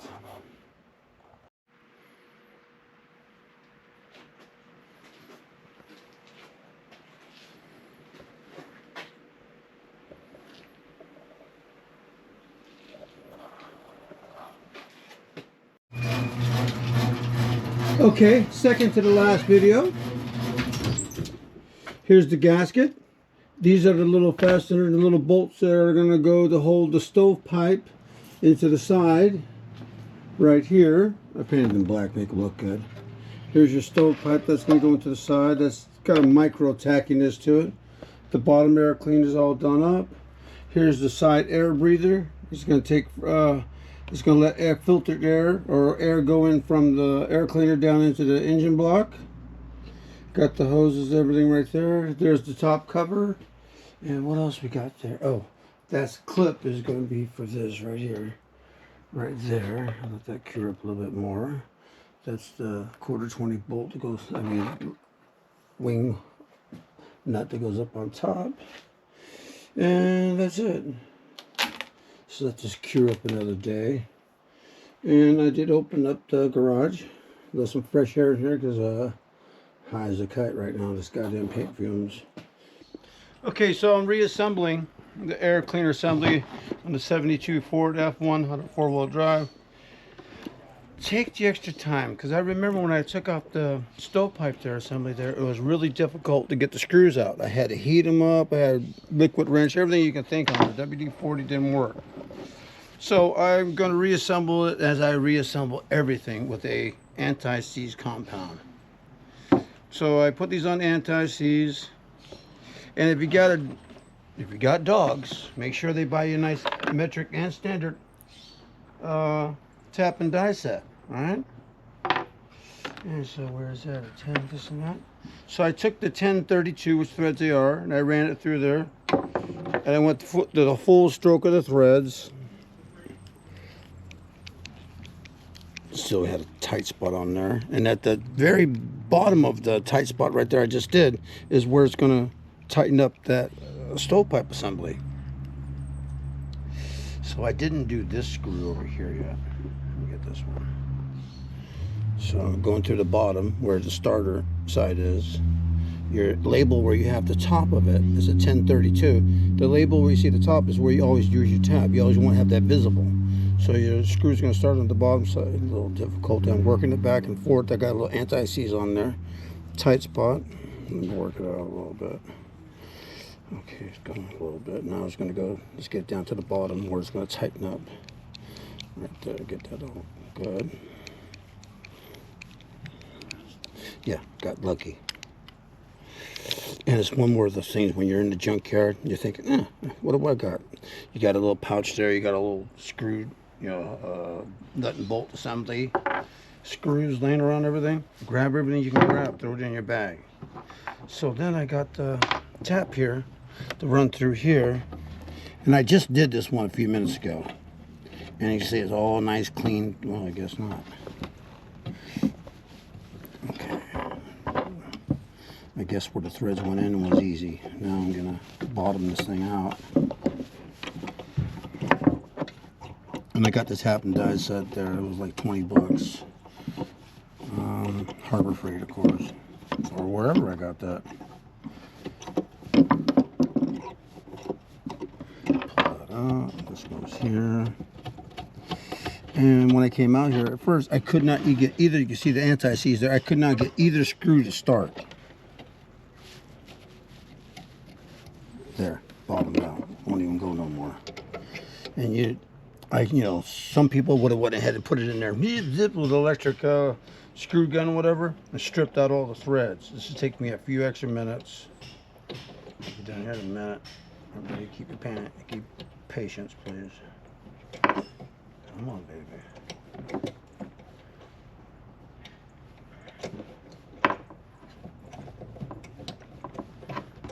Come on. There, now she's going through. You can see all the debris coming out. Is there anything on the other side? No, you can't see on the other side. But when I pull the tap out, then you'll see in the flutes there all the stuff that has been accumulating for the last 53. They probably assembled the truck in 71.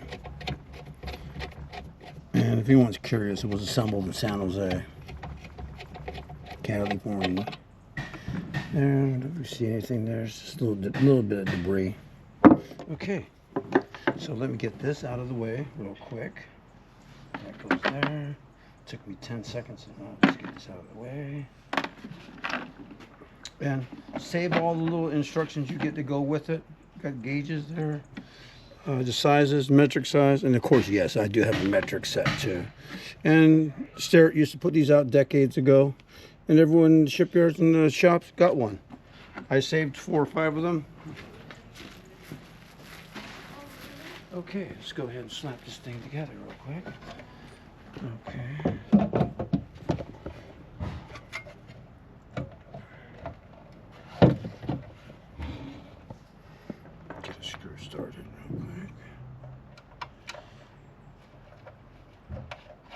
Look at that. Look at that.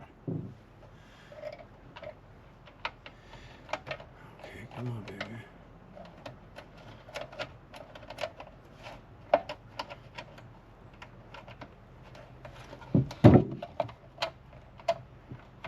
Okay. What's the deal there? Okay, there it is. Okay. 5/16 by the way. It's a 1032 screw.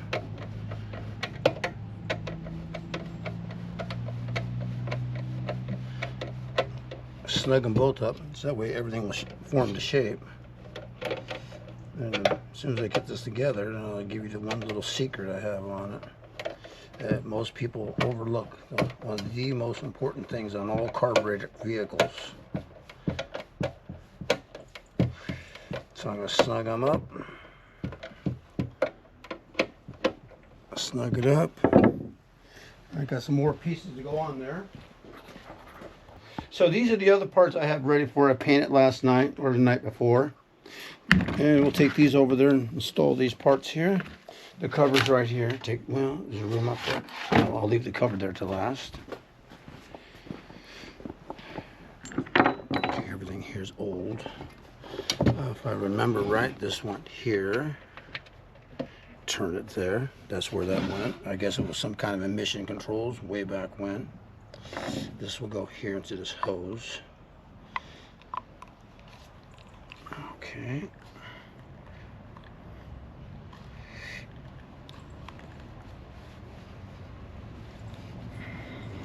I guess that's going to stay where that's at.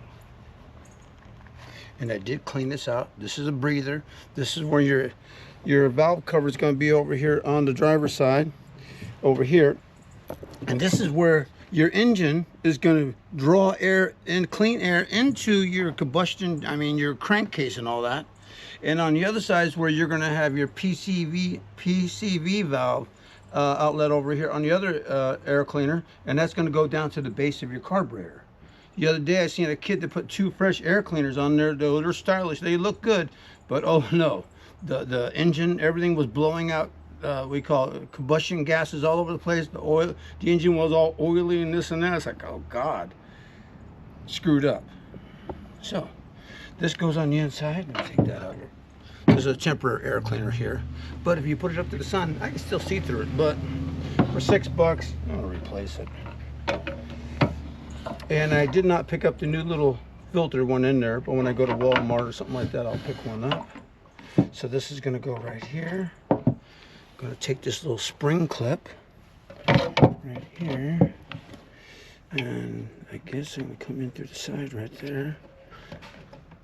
I don't want to scratch up the paint. I guess I'll have to, okay. Spring clip, I don't even want to rotate it. It looks good. Then that'll screw into your valve cover there. That'll go on here. And like I said earlier, we're going to do a chalk test. So I'm going to get some chalk out here and put the gasket into the cover. Okay, fine. That's a 10-minute thing. So that's there.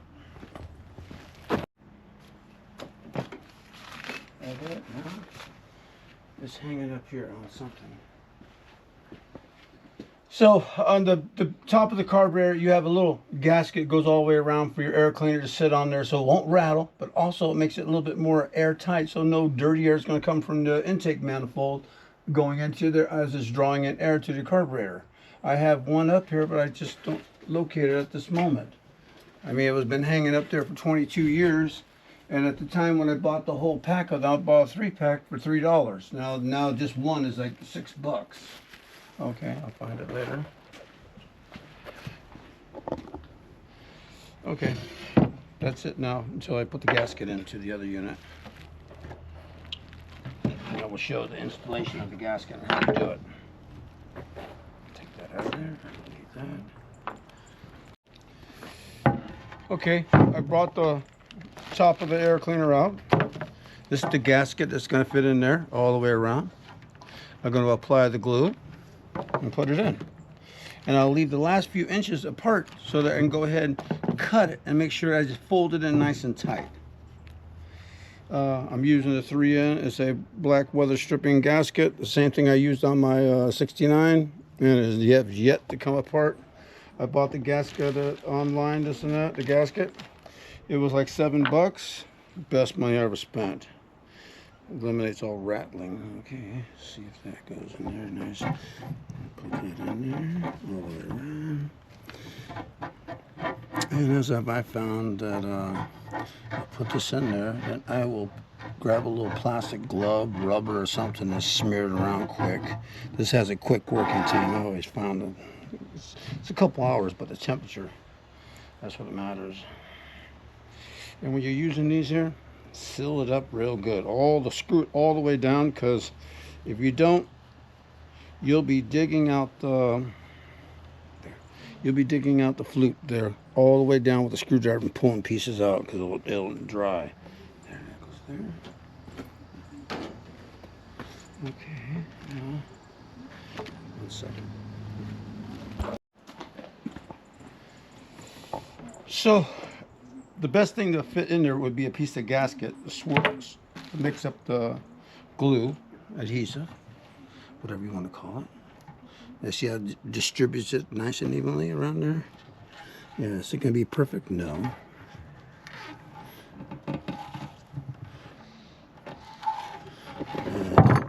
If I get a little glue here and there, I'm not going to worry about it. I'll wait for it to glue up real good.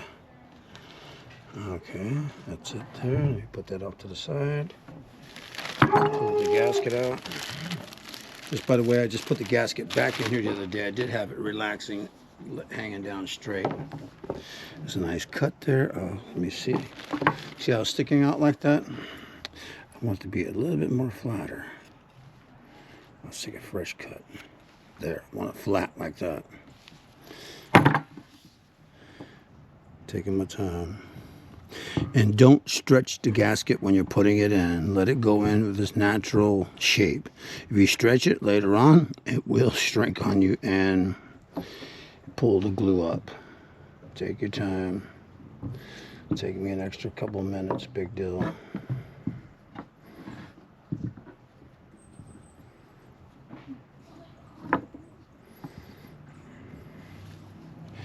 Now, if I was doing this on a windowsill over there, or other components like this that need a gasket like this, make sure everything is really, really clean. So this is all fresh from painting it the other day. So I'm just going to let that sit up. I'm going to come back in there. I'm going to take a judgment call, cut it long. Let me get some things out here to do that again. I'm going to take another judgment call. Judgment cut. And by the way, these are sharp scissors. I got these off the Carl Vinson back in '80 when we were putting in the CIWS systems. Okay, now I'm going to slip that in, but I want to put a little glue right here on the end. Just a smidgen. So this is the one time out of 30 times ever using this glue that I don't have it all over my hand. Well, I might still end up having some on my hands. Oh, baby, come on. God damn, too much. Okay. Well, I guess I'm going to get it on my hands after all. Okay, get that out of the way. Okay, so, okay. Yeah, I don't want to go Put it down in place. Okay, good enough. I made you a little sandwich.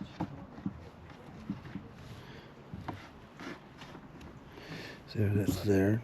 I don't want to touch it. I got it on my hand after the 30th damn time, okay? It's a funny thing. You can never have enough paper towels in your garage, or rags, whatever you want to have out here, because this will stop getting it all over your clothes and getting on the glue. I don't care what it takes. That little bit of glue, wipe it off, fold it. It's already getting where it's not going to. Okay, got it. There. Now I'm going to let this set. I'm going to turn it upside down, put it on the wood, then I'm going to add some weight there, and I'm going to put some weight on here that's going to distribute it evenly from out in this area. It'll push down on the gasket, giving it that whatever minutes it says on the paperwork. Got that pressed down. Now I'll put some things here, weigh it down for an hour or so. That gives us time to install this. Do the stovepipe hooked up to the existing system. If the existing stovepipe off the intake exhaust manifold don't look good, then we'll take a look to evaluate if we're going to tear that off and refurbish that. I think on my 69, some of the parts down at the manifold itself were rotted out. I think I took it out and welded in a new piece of sheet metal and called it good. So as you can see, I'm cleaning off the threads on this dispenser here. Get that in there nice and tight if I could.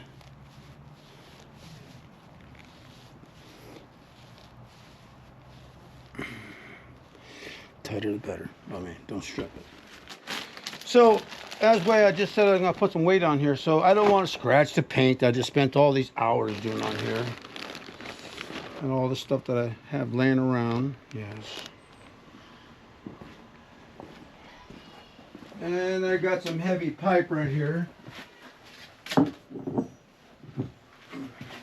And this is probably about a good 35 pounds of weight.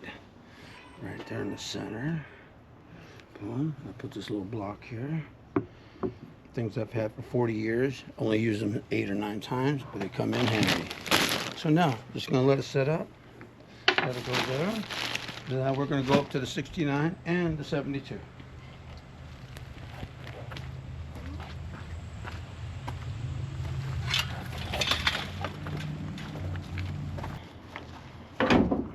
Now you can see here I'm pushing up on this.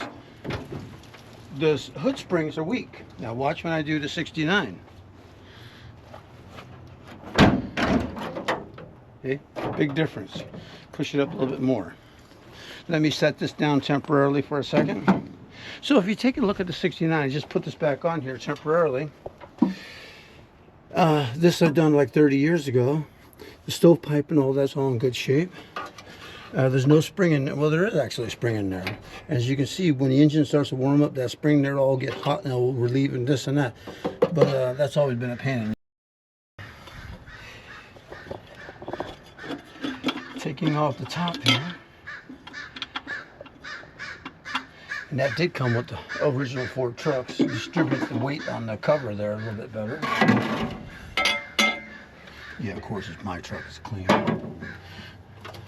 Here's your breather. There's your PVC valve one. And these units here are universal. With that sill right there, you can change them out. I could take that one, put it there. And they are like a, what would you say it? It's a wire mesh on the inside.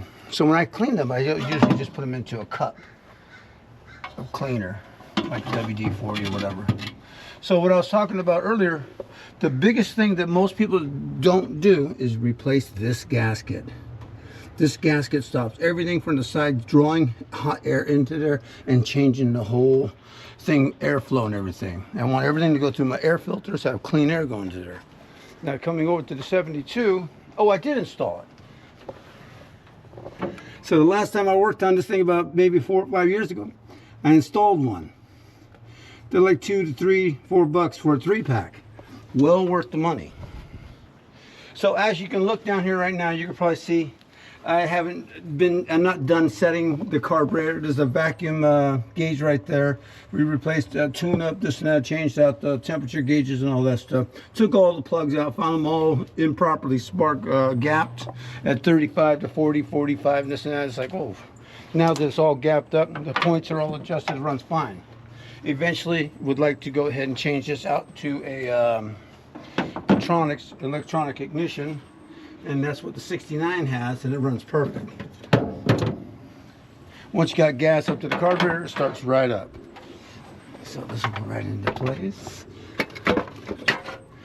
So I gotta get that little thing right there in place. Okay, let me see. Oh, which one is it? Oh, just noticed right there. There's no gasket here, so I will have to make a gasket.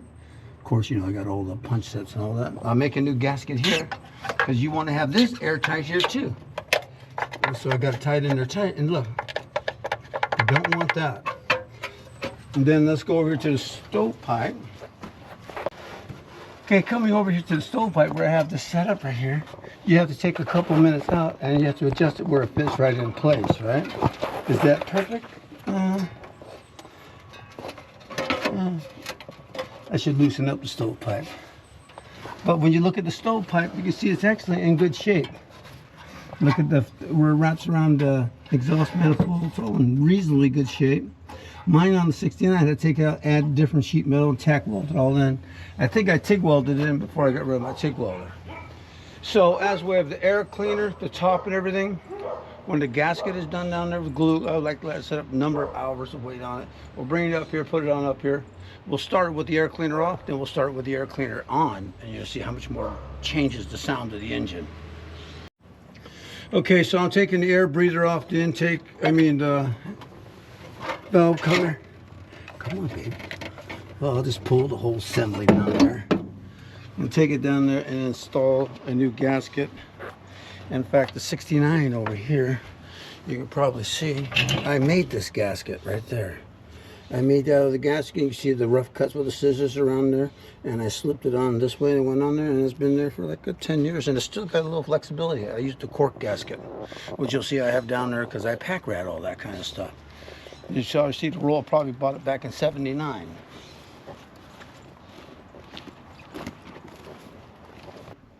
I got a cheap pair of these little calipers I got from various stores. And you can see this is where the gasket originally was on the OD outside diameter of it. Now it comes up to about 2 inches. And when I go into the inside, it's about 1 3/16. But I can't get a 1 3/16 over that, those 2 little clips there. So what I did was I went to the inside tight, and I came here to the outside, and that comes out to 1 11/16. So it'll slip over and have a little bit of slop. That's how I did the other one. So we're going to come over here. I already have these set. I put a little paint there just for the demonstration before we cut the gasket.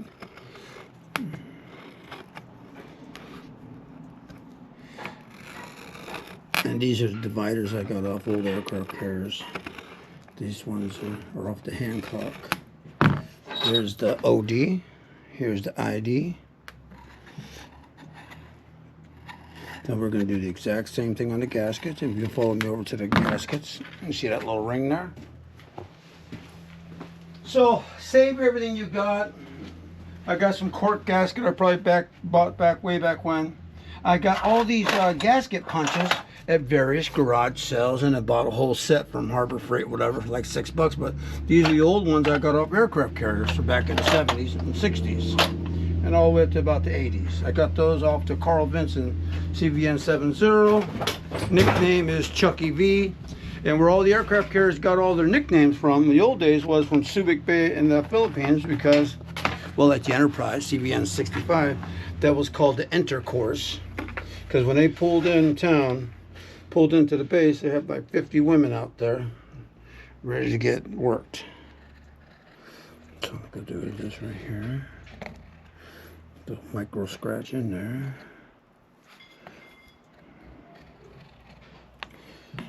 The second one, make sure I got that punch hole. That's right. Make sure. Now I'll go back over here. Yeah, 1 sec.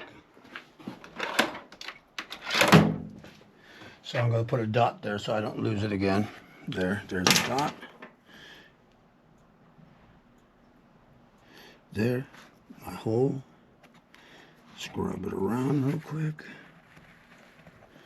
So I was putting that little scribe in there. You barely see it, but when we get out there to the light to punch it, it'll show a lot better. Taking the secondary unit, finding the hole, found the hole. Scrub that around real quick.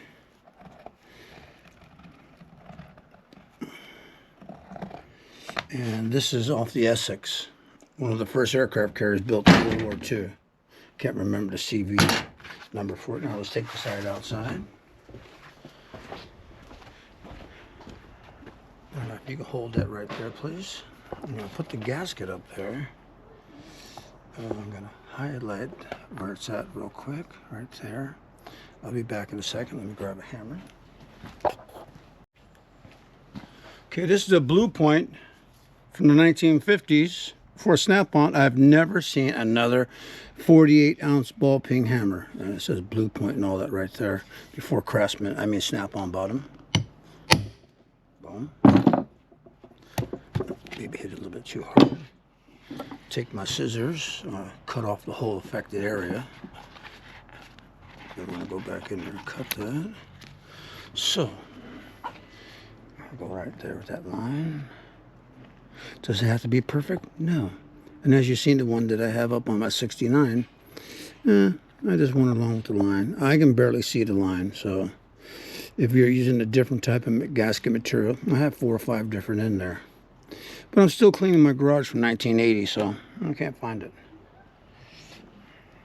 So I'm going to cut a little slot right there. Let me see. Right there, there, there. I'm going to cut that out. So got a little slot there. Put it there like that. Slip it over there. And push down on it. And that's probably good for the next, I don't know, as long as the truck lasts. Now, let's take it back up there and I'll show you how it seals. Oh, by the way, keep running. So we can take this off. Been that 45 minutes. I didn't read no instructions because Americans don't do that. And I'll let you know one more thing here on this air cleaner. The fresh air supply to your crankcase. I didn't have the filter yet, but I took some pimple filters, right? I mean pads. And I took one and I cut it out like that so it'll be able to breathe fresh air through there, through that one filter. And I'm going to put it right over where the hole's at. There. And I'll show you one question right here. I was easily able to breathe through there. So that's for wiping your face. This here. Okay. The gasket is set and we could take that with us too.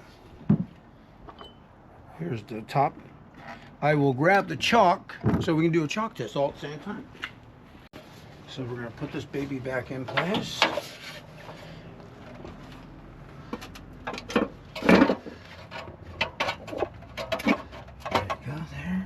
Now, since I installed the new gasket, you've seen how it slopped around last time. Okay, and that's about a 3/32 cork gasket right there. Now it's nice and tight. I can't even move that. I just put the air cleaner on top. In fact, I brought the chalk so we can chalk test it. So I'm going to put this chalk around here. Now we do the same thing here on watertight doors, hatches, and everything. Make sure the gasket seals. In fact, I'm not tall enough to get back there. Get this all done up right. And what you would do here, if it doesn't fit, maybe pound a little bit on the air cleaner cover. All I really care about is this sealing right here. This inner ring. The outer ring's nice, but this is the most important part, is these rings right here.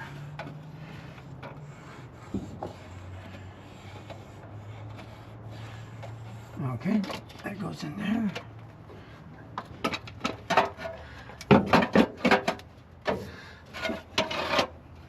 Okay.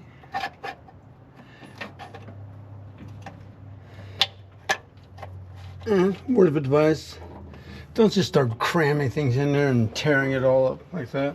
The gasket's in there, set up. I let it set up for like 1 hour. We have the mating surface, the knife edge, is what it actually calls the knife edge there. That's all chalked all the way around. Let's go ahead and install this now. I don't want to scratch it, but I don't really care either.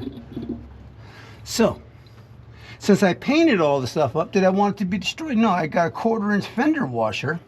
I'm going to put that on first. You can probably see that on my 69. I got things like that so it just doesn't tear the paint off.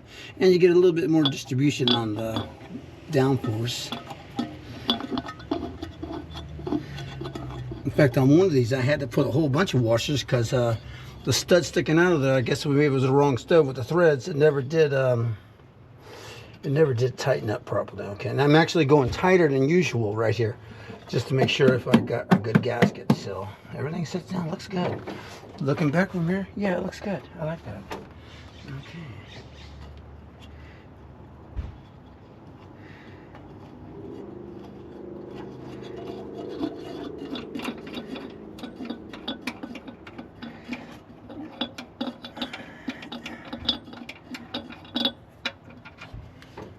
Okay, truth speed coming out now.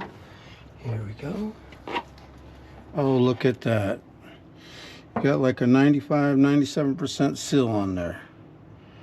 And here's the inner air filter right there. You can see that sealing around. And I don't see no other part of it. So it just came out fine. I think if I would have moved it around, no, I don't do, I can't, I'm not allowed to move things around on this. But for what the reconstruction of this and fixing it from what it did look like, you'll see a couple of pictures. If you could put two pictures side by side, this finished product, and then you'll see the one where I took it out where it's all rusted and pitted out on an earlier section of the video. Come on, baby, go on then. Okay, you're feeling stupid here, huh? There you go. There. And this is only on temporarily for today because I'm going to come back there and we're going to be setting the carburetor with the vacuum meter, checking the timing and all that, and adjust it where it runs smooth. That's it. Oh, by the way, it cost me $14 for the paint. The 5/8 OD tubing I already had from other projects, but would have probably been about $12 for that. So about $20. I rebuilt a air cleaner assembly that when I found it on eBay and on other websites for trucks, they were $200 for the whole assembly. Oh yeah, I forgot that. I forgot to put that on. I usually put that on there to line this up. So you lined up every time, go in there, spin it right on, you just get it snug, and that's it. And you look at the 69, does not have the air filter on here. For the air, on the 72 is open patches, but this has all that wire mesh in there, which is more or less like an air filter. I mean, it will stop particles. It wouldn't stop. It doesn't have the little air filter on the other side? No. Interesting. No. It has the twist one over here, but that would be, I don't know, this is a California truck built in San Jose, 1968 November.